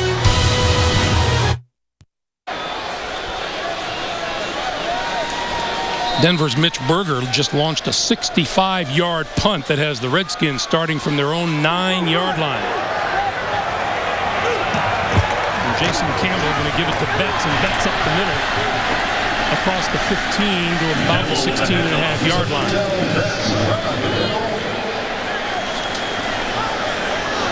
This Washington running game trying to make do in the absence of Clinton Portis. Portis owns 26 100-yard rushing games and suffered a concussion a week ago in the loss at Atlanta. And the thing about a concussion, there's Clinton right there.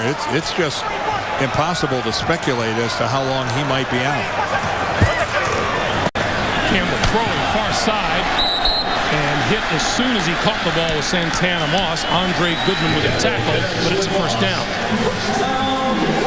Of course, Clinton involved with Champ Bailey, the two principals in a highly unusual trade involving two players of that stature when the Redskins and the Broncos decided to swap these two players.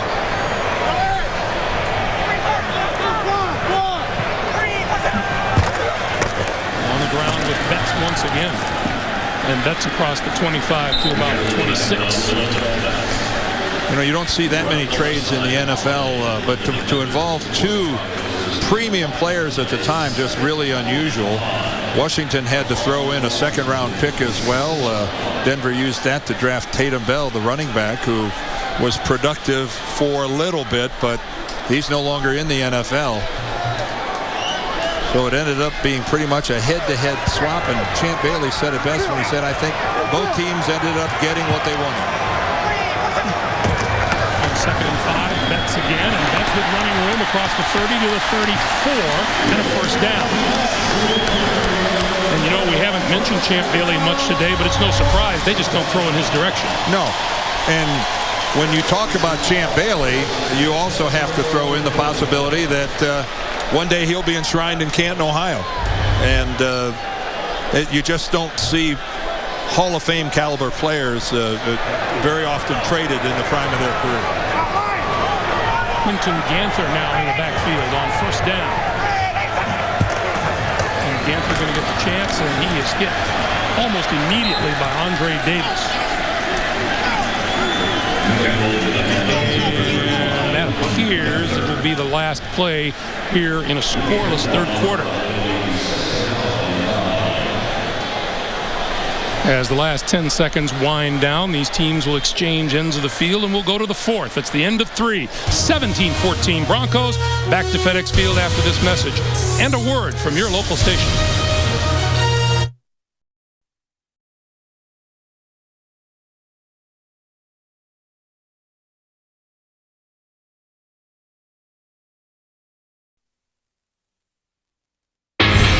Wide open again is Brandon Marshall.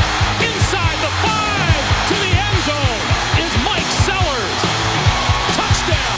And Cartwright is not going to make it. And as we get set for the start of fourth quarter, welcome back to FedEx Field. Greg Gumbel, Dan Deerdorf, our producer, Mark Wolf, our director, Bob Fishman, and the rest of our terrific CBS Sports crew. All the scoring done in the first half today. Scoreless third quarter, we start the fourth. 2nd and 9 for the Redskins. Campbell to throw. Got his man. That is caught by Malcolm Kelly. Kelly across midfield and into Denver territory. Well, that was a good job by Malcolm Kelly, because this ball should be out in front of him. It's actually a little bit behind him. But because two Denver guys ran into one another, he had the time to make the adjustment and still turn upfield and get a real positive play out of it. That's good concentration by the young receiver. 10th different player to have caught a pass from Jason Campbell today. First down. Betts. Big hole left side. 35, 30. Inside the 30 to the 29 and a first down. Ty Law made the stop. I remember Jim Zorn telling us, I'm sorry Clinton's not playing, but we really like Liddell Betts and we really like Rock Cartwright. Now, Betts last week in the game against Atlanta, after Portis got hurt, really ran hard and ran well. So this is really kind of an extension of what he did last week, but that is just sensational blocking. Had 15 carries for 70 yards and a touchdown in relief of Clinton Portis. That was good old-fashioned blocking by the Redskins line. This is Cartwright. And Cartwright moves to the 25. And this offensive line, as we have chronicled, put together bits and pieces here and there, doing a good job up front. Well, consider, Levi Jones at left tackle, and you take a look at that again. A good day rushing, over 127. Levi Jones didn't go to camp with anybody. He was released by Cincinnati, and he wasn't even signed here until October the 20th. And there he is having to go at the critical spot of left tackle. On 2nd and 6, the give is to Cartwright, right side, 20, 15. First down, Washington. And right now, it's starting to look like after a lot of leaning and pounding away, this physical Redskins team is starting to wear down the Denver defense a little bit. What a job by Mike Sellers clearing out. They are pinning these guys, and Josh McDaniels is well aware of the fact his guys are not getting off blocks.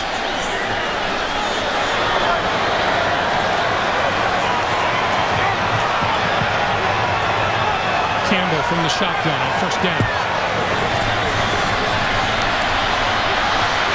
On the move, looking, pointing, and running out of bounds inside the 15 at about the 14. Maybe the 13. It'll be, it looks like a pickup of about a yard. One of the things that Jim Zorn talked to us about and talked to Jason Campbell is when he makes the decision to run, don't mess around with, faking guys out with pumps. And when you decide you're going to go, because he really is an effective runner. He's a long strider. He covers a lot of ground. He fools people. But a horrible slider. Oh, he cannot slide at all. It's kind of ugly to watch. 11th play of this drive, 2nd and 8. There's Betts. And wrapped up by Wesley Woodyard.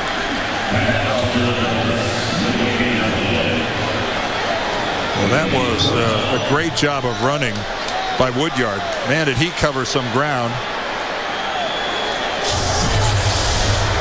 Well, it's all about finishing now for the Redskins. Yeah, I know a field goal would tie it, but you hate to be inside the red zone here now and settle for a field goal.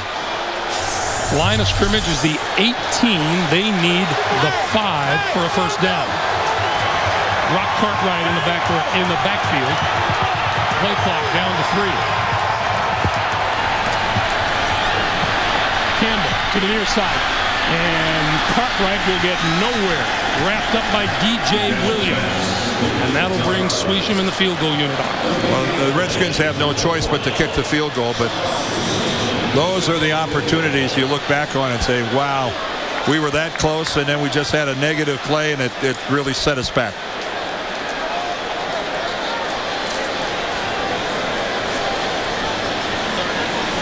This will be a 30-yard field goal attempt.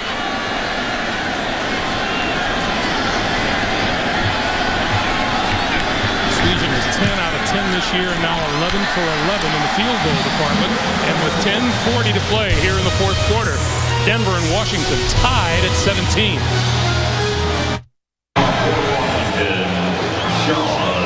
The Washington Redskins looking to snap a 4-game losing streak. Nice close, huh? Eddie Royal is deep for Denver.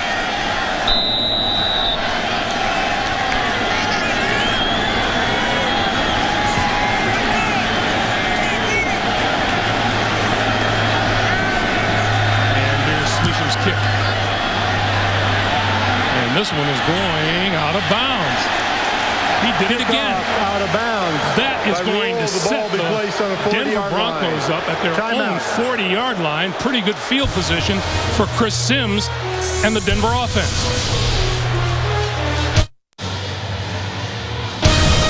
The NFL on CBS is sponsored by Wells Fargo Advisors.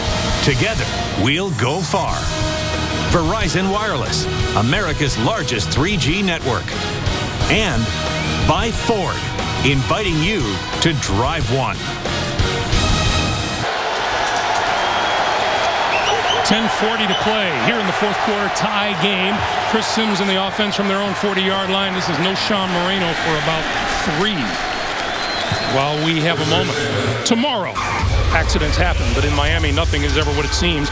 LA Lakers, Paul Gasol, guests in a new CSI Miami tomorrow, only CBS.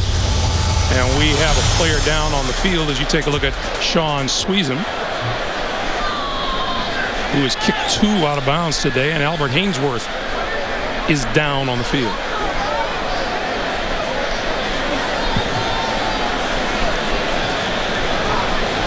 And appears to be in some pain. Yes, he does.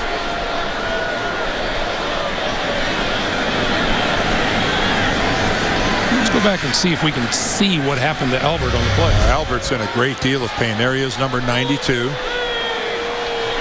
Oh, and he's going to get attempt at a cut right there. And and then he went over the top of Russ Hochstein right here.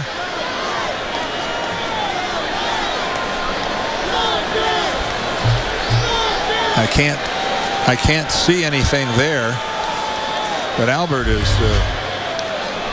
at least he's sitting up, but he was really in pain down on the ground.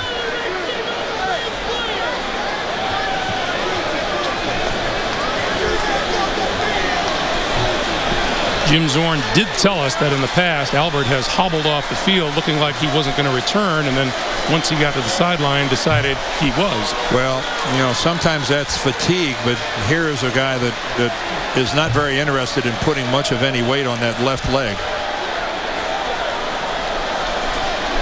I'll never cease to be amazed by the players of today. They don't even wear thigh pads anymore. Albert doesn't even appear to be wearing knee pads. He makes his way to the side. Kedrick Golston replaces him. Meanwhile, the Denver passing game, which totaled 193 yards in the first half, has managed -1 here in the second half. 2nd and 7.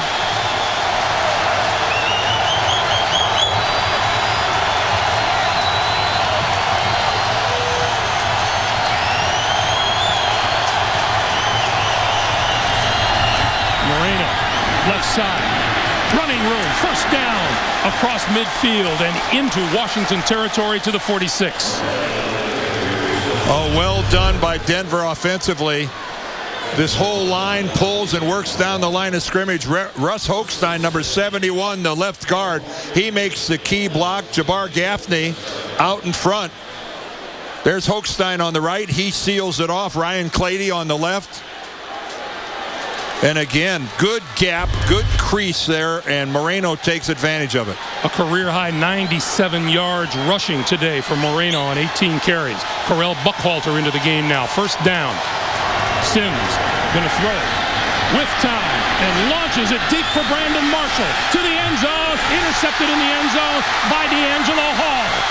Hall is going to run it back. 20. Laterals to LeBron Landry. And he makes his way out to the 40-yard line. Well, Chris Sims hasn't played any meaningful football since September of 2006, and unfortunately it showed up right there.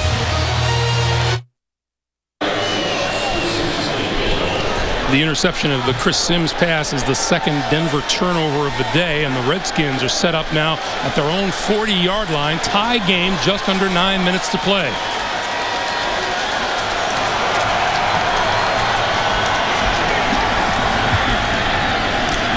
Campbell steps up and goes down.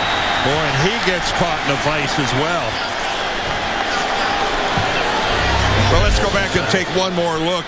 Play action, fake by Chris Sims. He's got all the time in the world to set up. He just throws it way to the middle of the field, and there's no way Brandon Marshall can make an adjustment to it because LeBron Landry is between he and the football. Right here, I don't get it. What is D'Angelo Hall thinking? And look what he gets for making that lateral. He gets KO'd. 2nd and 12. Here's Betts. Betts running room across the 45 out to about the 47 or 48-yard line. Well, what's working against Denver right now is the statistical battle of turnovers. They have turned it over twice. Washington hasn't turned it over at all, and when you have a 2-turnover differential in a game, your chances of winning that game are like between 80 and 90%. 3rd and 2.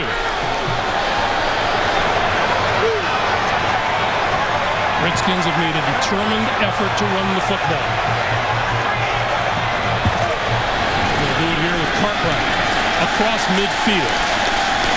And a 1st down. And I will venture a guess that Mike Nolan, the defensive coordinator of Denver, and his entire defensive team is very surprised that the Redskins, with all their problems up on their offensive line, have been able to run the football as well as they have. By the way, Albert Hainsworth. There's Mike Nolan right there up in the booth. Albert Hainsworth, sprained ankle. His return is questionable. 1st down. Here's Betts. Maybe a yard. Hit by Kenny Peterson. Well, this has been a typical NFC game, NFC East game, because of how hard hitting it has been. Just a sample of what we've been seeing here through the first 3.5 quarters. You saw Washington's rushing numbers, Dan. 154 yards rushing today. They averaged less than 100 on the season. There'll be a big line at the Whirlpool after this. 2nd and 8. Campbell throwing over the middle. Has his man. That's complete to Santanum. Or make it Antoine Randall L. Just inside the 40 and right at the 1st down marker. Well, good work at both ends here. Here you see the blitz coming. So Randall L. breaks off his pattern. That's what a veteran receiver has to do. The guy lined up over him, came on a surprise blitz. Whatever pattern he was going to run, he broke it off. His sight adjustment, he and Jason Campbell on the same page. Washington piling up the 2nd half yardage compared with Denver as we get a measurement here.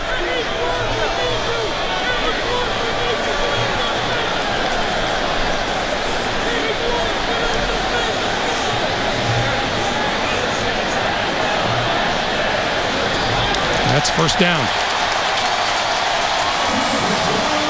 Meanwhile, on the sideline, they've retaped Hainsworth's ankle, and they'll see if he can make a return or not. They wind the clock, and we come up on 6 minutes to play in regulation. Now that's a distressed look on Albert's face. That still is very sore.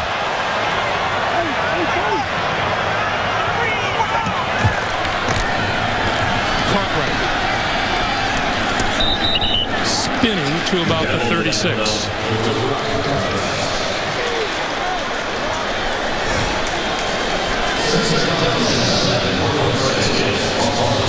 Well, with the absence of Clinton Portis, the combination of Cartwright and Betts has done very well today. They've run very hard, gotten good blocking, and at least there's a good sign. Ooh, he kind of winced right there, but at least Albert is up on his feet trying to get a feel for whether or not he'll be able to go back out when the Redskins are on defense. This is Betts to about the 31. Boy, they are just hammering away at this front of Denver. And again, this is Ladell Betts really showed something last week. Of course, he's no kid, you know. He's been around for a while. He's been in this league for 8 years. This 3rd-ranked defense of the Denver Broncos gives up less than 100 yards rushing a game. Betts has gone over 100 today. And we get a whistle and a timeout called by Denver. First timeout taken by either team here in the 2nd half. It stops the clock with 4:37 to play in the 4th. The NFL on CBS is sponsored by Star Trek. Own the biggest and best reviewed movie of the year on DVD and Blu-ray Tuesday. And by E-Trade.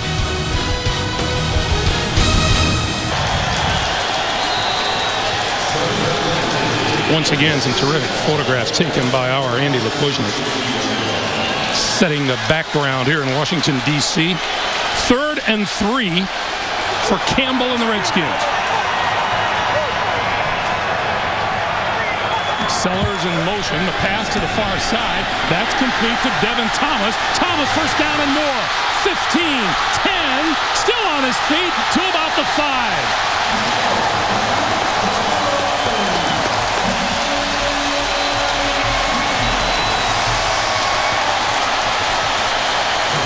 Well, how is this for an individual effort by Devin Thomas? You don't move, and from there, it's up to you. 1 missed tackle, 2 missed tackles, 3 missed tackles, and finally, on the 4th attempt, he's brought down by Ty Long. And Clinton Portis applauds. 1st and goal now for the Redskins at the 5. Betts squeezes through to about the 3. This drive by Washington is really impressive with a variety of people involved. Cartwright and Betts with the hard running. We just saw Devin Thomas with hard running after a simple catch. And taking some valuable time off the clock in the process. 5.5 minutes and counting. And missed tackles start to show up late in the game when you're starting to get worn down. And again, I think this Denver defense has been taking a lot of punches from the Redskins offensively today, and it's starting to show. Betts to maybe the 1.5.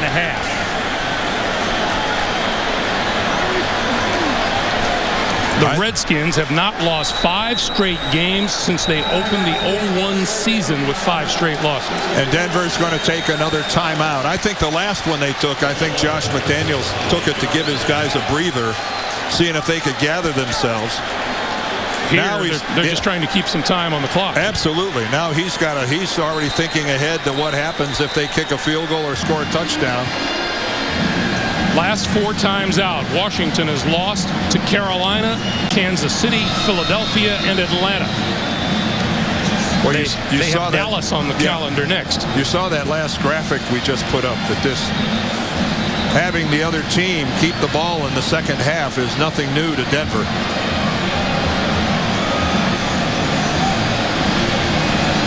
And confidence can be a fleeting thing.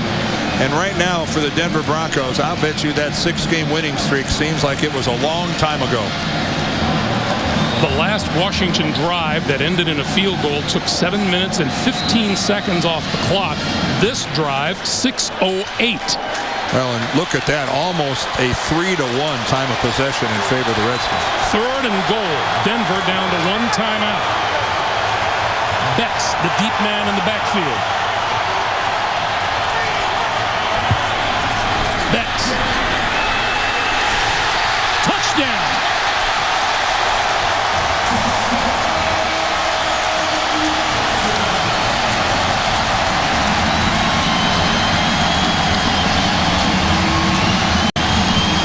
For the first time today, the Washington Redskins lead.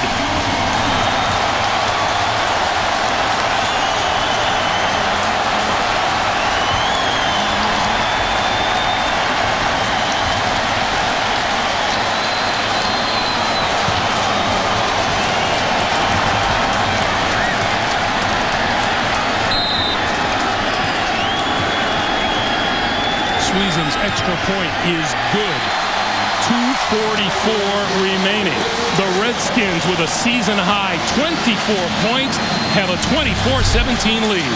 And again, working the left side, Levi Jones gets in there, and they just blow a couple of the Broncos back into the end zone.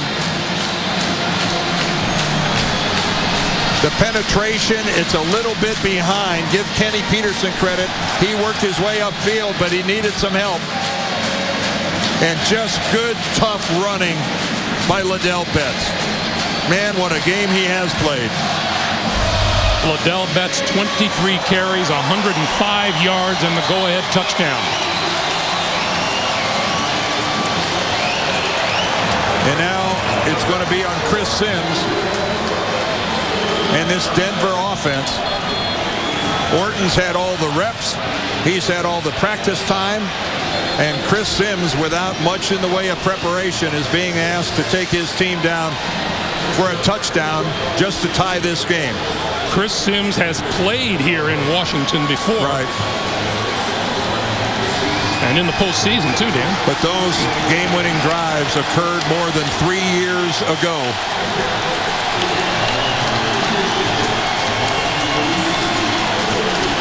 Eddie Royal at his own 5. Think the pressure is on Mr. Sweezum not to kick it out of bounds here? If Sweezum kicks this ball out of bounds, I would just keep going right up the tunnel.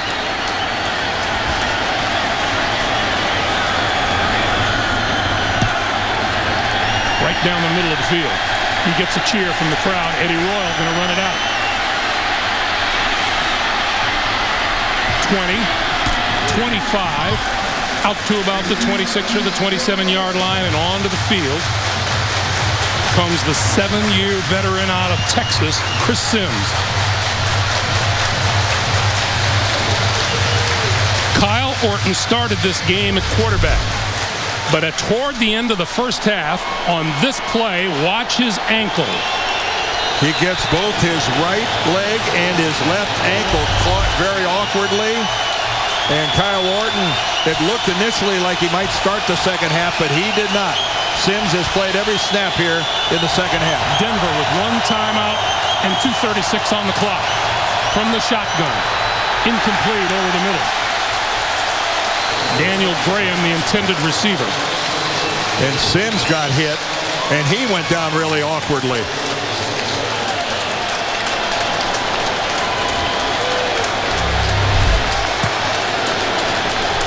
Watch at the conclusion of this play here. Right there, Andre Carter puts a helmet right into the back of Chris Sims.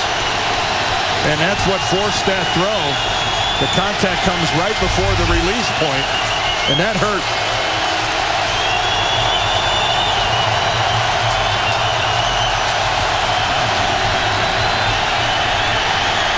Sims got rid of it, in and out of the hands of Moreno. It'll be 3rd and 10. And I can tell you one thing, Greg.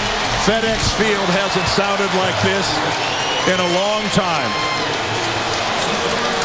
Albert Haynesworth back into the lineup and making his presence felt. Way to go, big guy. There he is at the top of your screen. Kind of a delayed rush on Clady. Boom. And again, that's a heavy load to land on top of you. Listen to this place.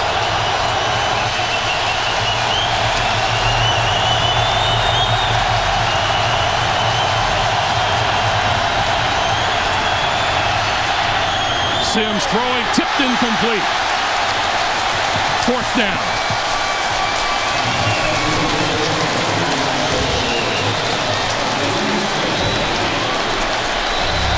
And down on the field once again is Albert Haynesworth. Sims trying to float this over the top, but in reality it goes right through the hands of Reed Doughty. That was very close to being an interception, and hey, give Albert a lot of credit for getting back out there and trying to make it happen.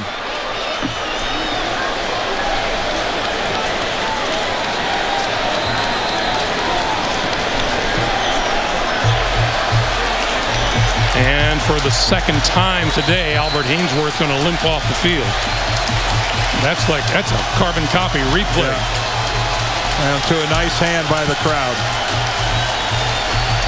You appreciate a guy that got banged up and went back out and tried to give it a go. 4th and 10. Chris Sims needs a 1st down to keep a Denver drive alive.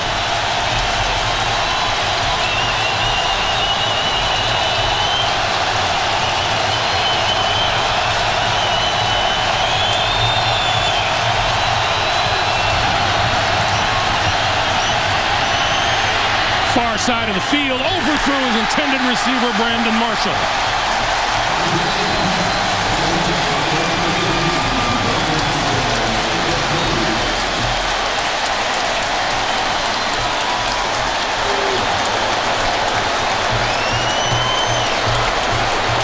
Well, I think your call was right on, Greg. Marshall appeared to be open, but the ball just sailed.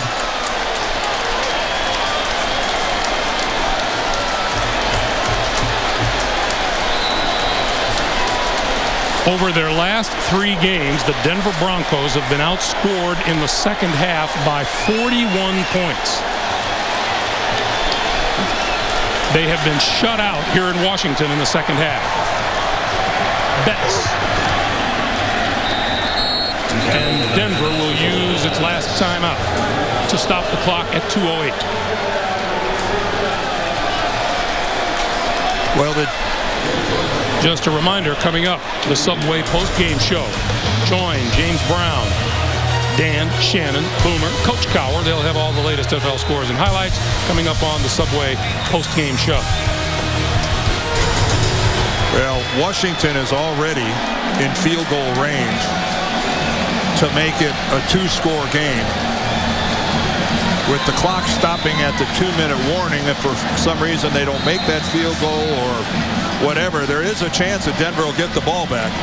What did Santana Moss tell us yesterday? He said, since I've been here in Washington, we've played hit-you-in-the-mouth kind of football, and we need to get back to that. Well, that's what this was today. Betts. And with that, we'll get to the 2-minute warning. 2 minutes to play here at FedEx Field. Washington with the ball and a 7-point lead.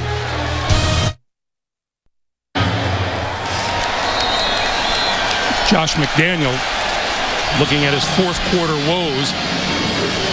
Denver is out of timeouts. Washington ball at the Denver 26. And a chance to run out the clock.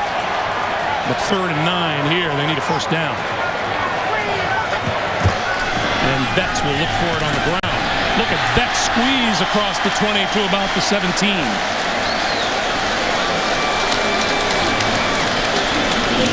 That is just short of a first down.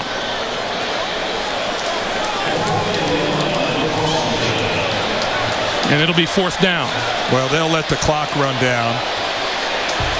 And then they'll stop it with a timeout. Washington still has all 3 of theirs.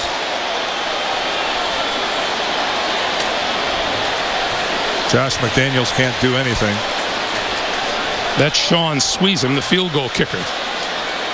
We watched him in pregame. Boy, he was just unloading from 53, 55, 59 timeout, yards first out. Team timeout. It will be at 30 seconds. Well, you know, you're...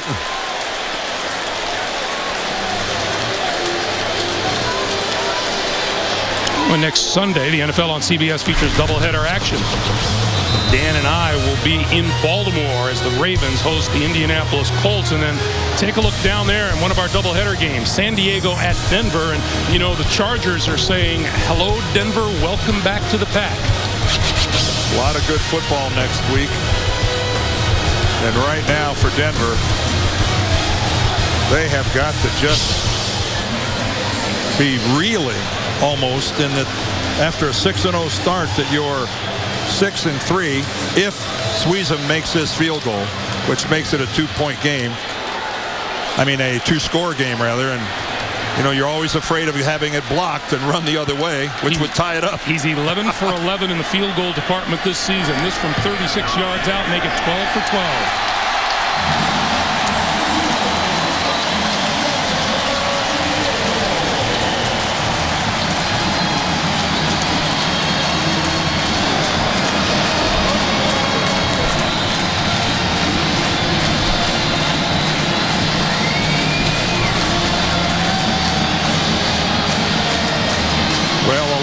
Be going through Josh McDaniels' mind on this flight back to Denver this evening. None of it good. No, first and foremost, we'll be wondering about Kyle Orton and whether or not he'll be able to play next week. But when they were 6-0 and had a 3-game lead in the division, I don't think they could have possibly looked at the Sunday before Thanksgiving as having to play for the division lead in a game with the Chargers. They lost 30-7 at Baltimore. They lost to Pittsburgh at home last week, 28-10, and they're looking at a 10-point deficit to the Redskins here in Washington with 1:10 to play and no timeouts on the board.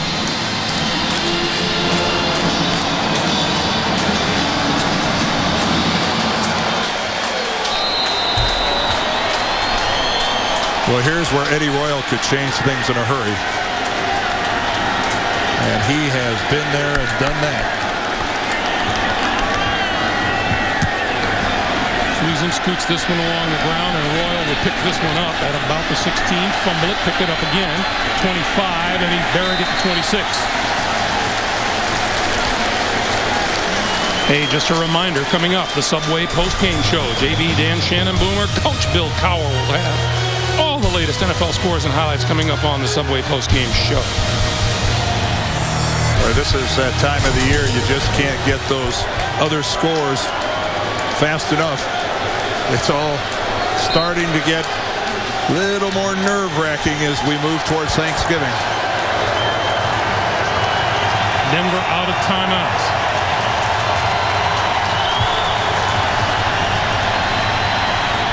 Sims pulls it down, and he goes down.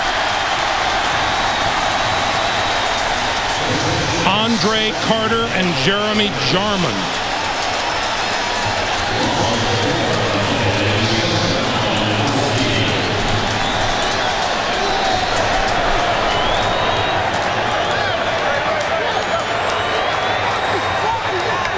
Loss of 4, 2nd and 14.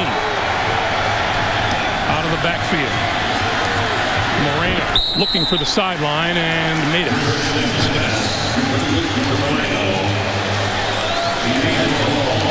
Well, let's look at the upcoming schedule for the Broncos. As you can see, a few good teams in there, especially in the short term.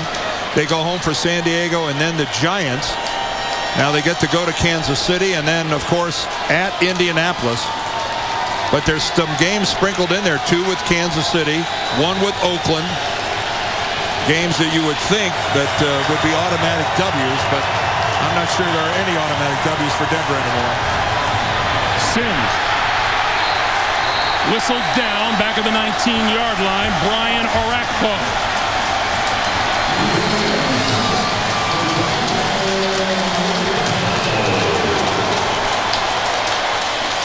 Chris Sims just has nowhere to go with the football. And then constant pressure. Going to throw this one up the seam, and that's incomplete.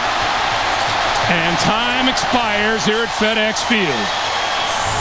Well, congratulations to Jim Zorn and the Redskins. A well-earned victory. Our final score, Washington 27, Denver 17. For Dan Deerdorf and the rest of our CBS Sports crew, Greg Gumbel saying so long from Landover. Coming up next, the Subway postgame show will take you to New York for scores and highlights right after this.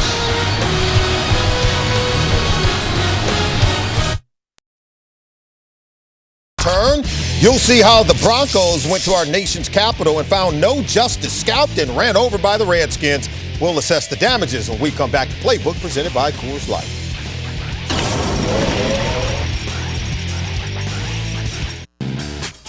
Playbook is brought to you by Coors Light. When the mountains turn blue, your beer is as cold as the Rockies and ready for kickoff. Stimulus package to supplement an offense lacking firepower. So they went to our nation's capital to take on the Redskins. Jim Zorn deciding to go for it on 4th and 20. The punter, Hunter Smith, moves the quarterback but decides to throw the ball to Mike Sellers, 35 yards and a touchdown to tie the game up at 14 apiece. Moving to the fourth quarter, game tied at 17. Ladale Betts takes it off tackle. Touchdown. Redskins go on to win it 27-17. The Broncos are in a free fall, losing 3 in a row. The Broncos' defensive stock has fallen faster than shares of Enron. Points allowed and the lack of total takeaways are all noticeable. And how about the first 6 games of the season when they were playing so well? Right now, the Denver Broncos really are headed in a whole nother direction. Their quarterback, Kyle Orton, was hurt in this game. And, Coach, they really did lack the firepower coming in. And then when Kyle Orton went down, they really didn't have much offense. Yeah, they're going to be challenged here. We can see here on the B-roll. The last couple of weeks we've been talking about what, Mike? They're not going vertical enough. Right. Everybody's sitting on their routes. Well, it went vertical early. 75-yard touchdown pass to Marshall here. And great air by Kyle Orton. And then, boy, don't, close your eyes if you scream and cheer, because this is a high ankle sprain. Those are hard to come back from, guys. That's not going to be a ready injury that he can come right back from. And then Chris Sims coming in. Tough on a quarterback to come in now, have to do the things that you got to do, throw the ball up, trying to make something happen. So they're glad they've got Chris Sims there. Someone's got a little bit of experience, but they're facing some tough adversity, and they're going to play big game this Sunday. Yeah, and like you said, a difficult situation for Sims. He goes 3 for 13, 3 sacks and interception. Didn't get the reps during the week. That was exactly what I was going to say. Sometimes I think NFL teams don't give the reps to the backups that are necessary. Sure. They just make the assumption everybody stays healthy. Now, the way I looked at this game, like we talked about in another show, special teams can sometimes trigger a team that's struggling. In this case, down 14-7. Special teams coach Danny Smith says, let's go with a little, to use Solly's term, trickeration. Okay, watch the shift here. It's pretty interesting what Washington does. This would have been a 53-yard attempt. Boom, tight end out, kicker to the slot, and now we're going to get some motion. Effectively, misdirection. Here he comes. We're going to make you think we're coming this way. Defense is sprinting all over, trying to figure out what's going on. Direct snap. Great job bringing everybody. Misdirection again this way. Go back just a couple frames. Look at the tight end, Sellers. He's going to come behind the line of scrimmage and then turn it up deep. Everybody else is on the right side. He's the only offensive player, and that's the only defensive player with a chance to get him. He whiffs. Great throwback. Hunter Smith all the way back to Mike Sellers. Now you got a tie ball game. It's 14-14. You've got some momentum. You're playing at home. And, oh, by the way, the other team's quarterback gets hurt. Oh, that's very interesting. And really, the Denver Broncos, the way that they're free-falling right now, having lost 3 in a row, take a look at what's going on in the AFC West Division, because the Chargers and Broncos appear to be 2 teams headed in different directions. San Diego has now won 4 in a row, while Denver has dropped 3 straight games after beginning the season 6-0. Both teams will hook up Week 11 on Sunday. And, guys, one team's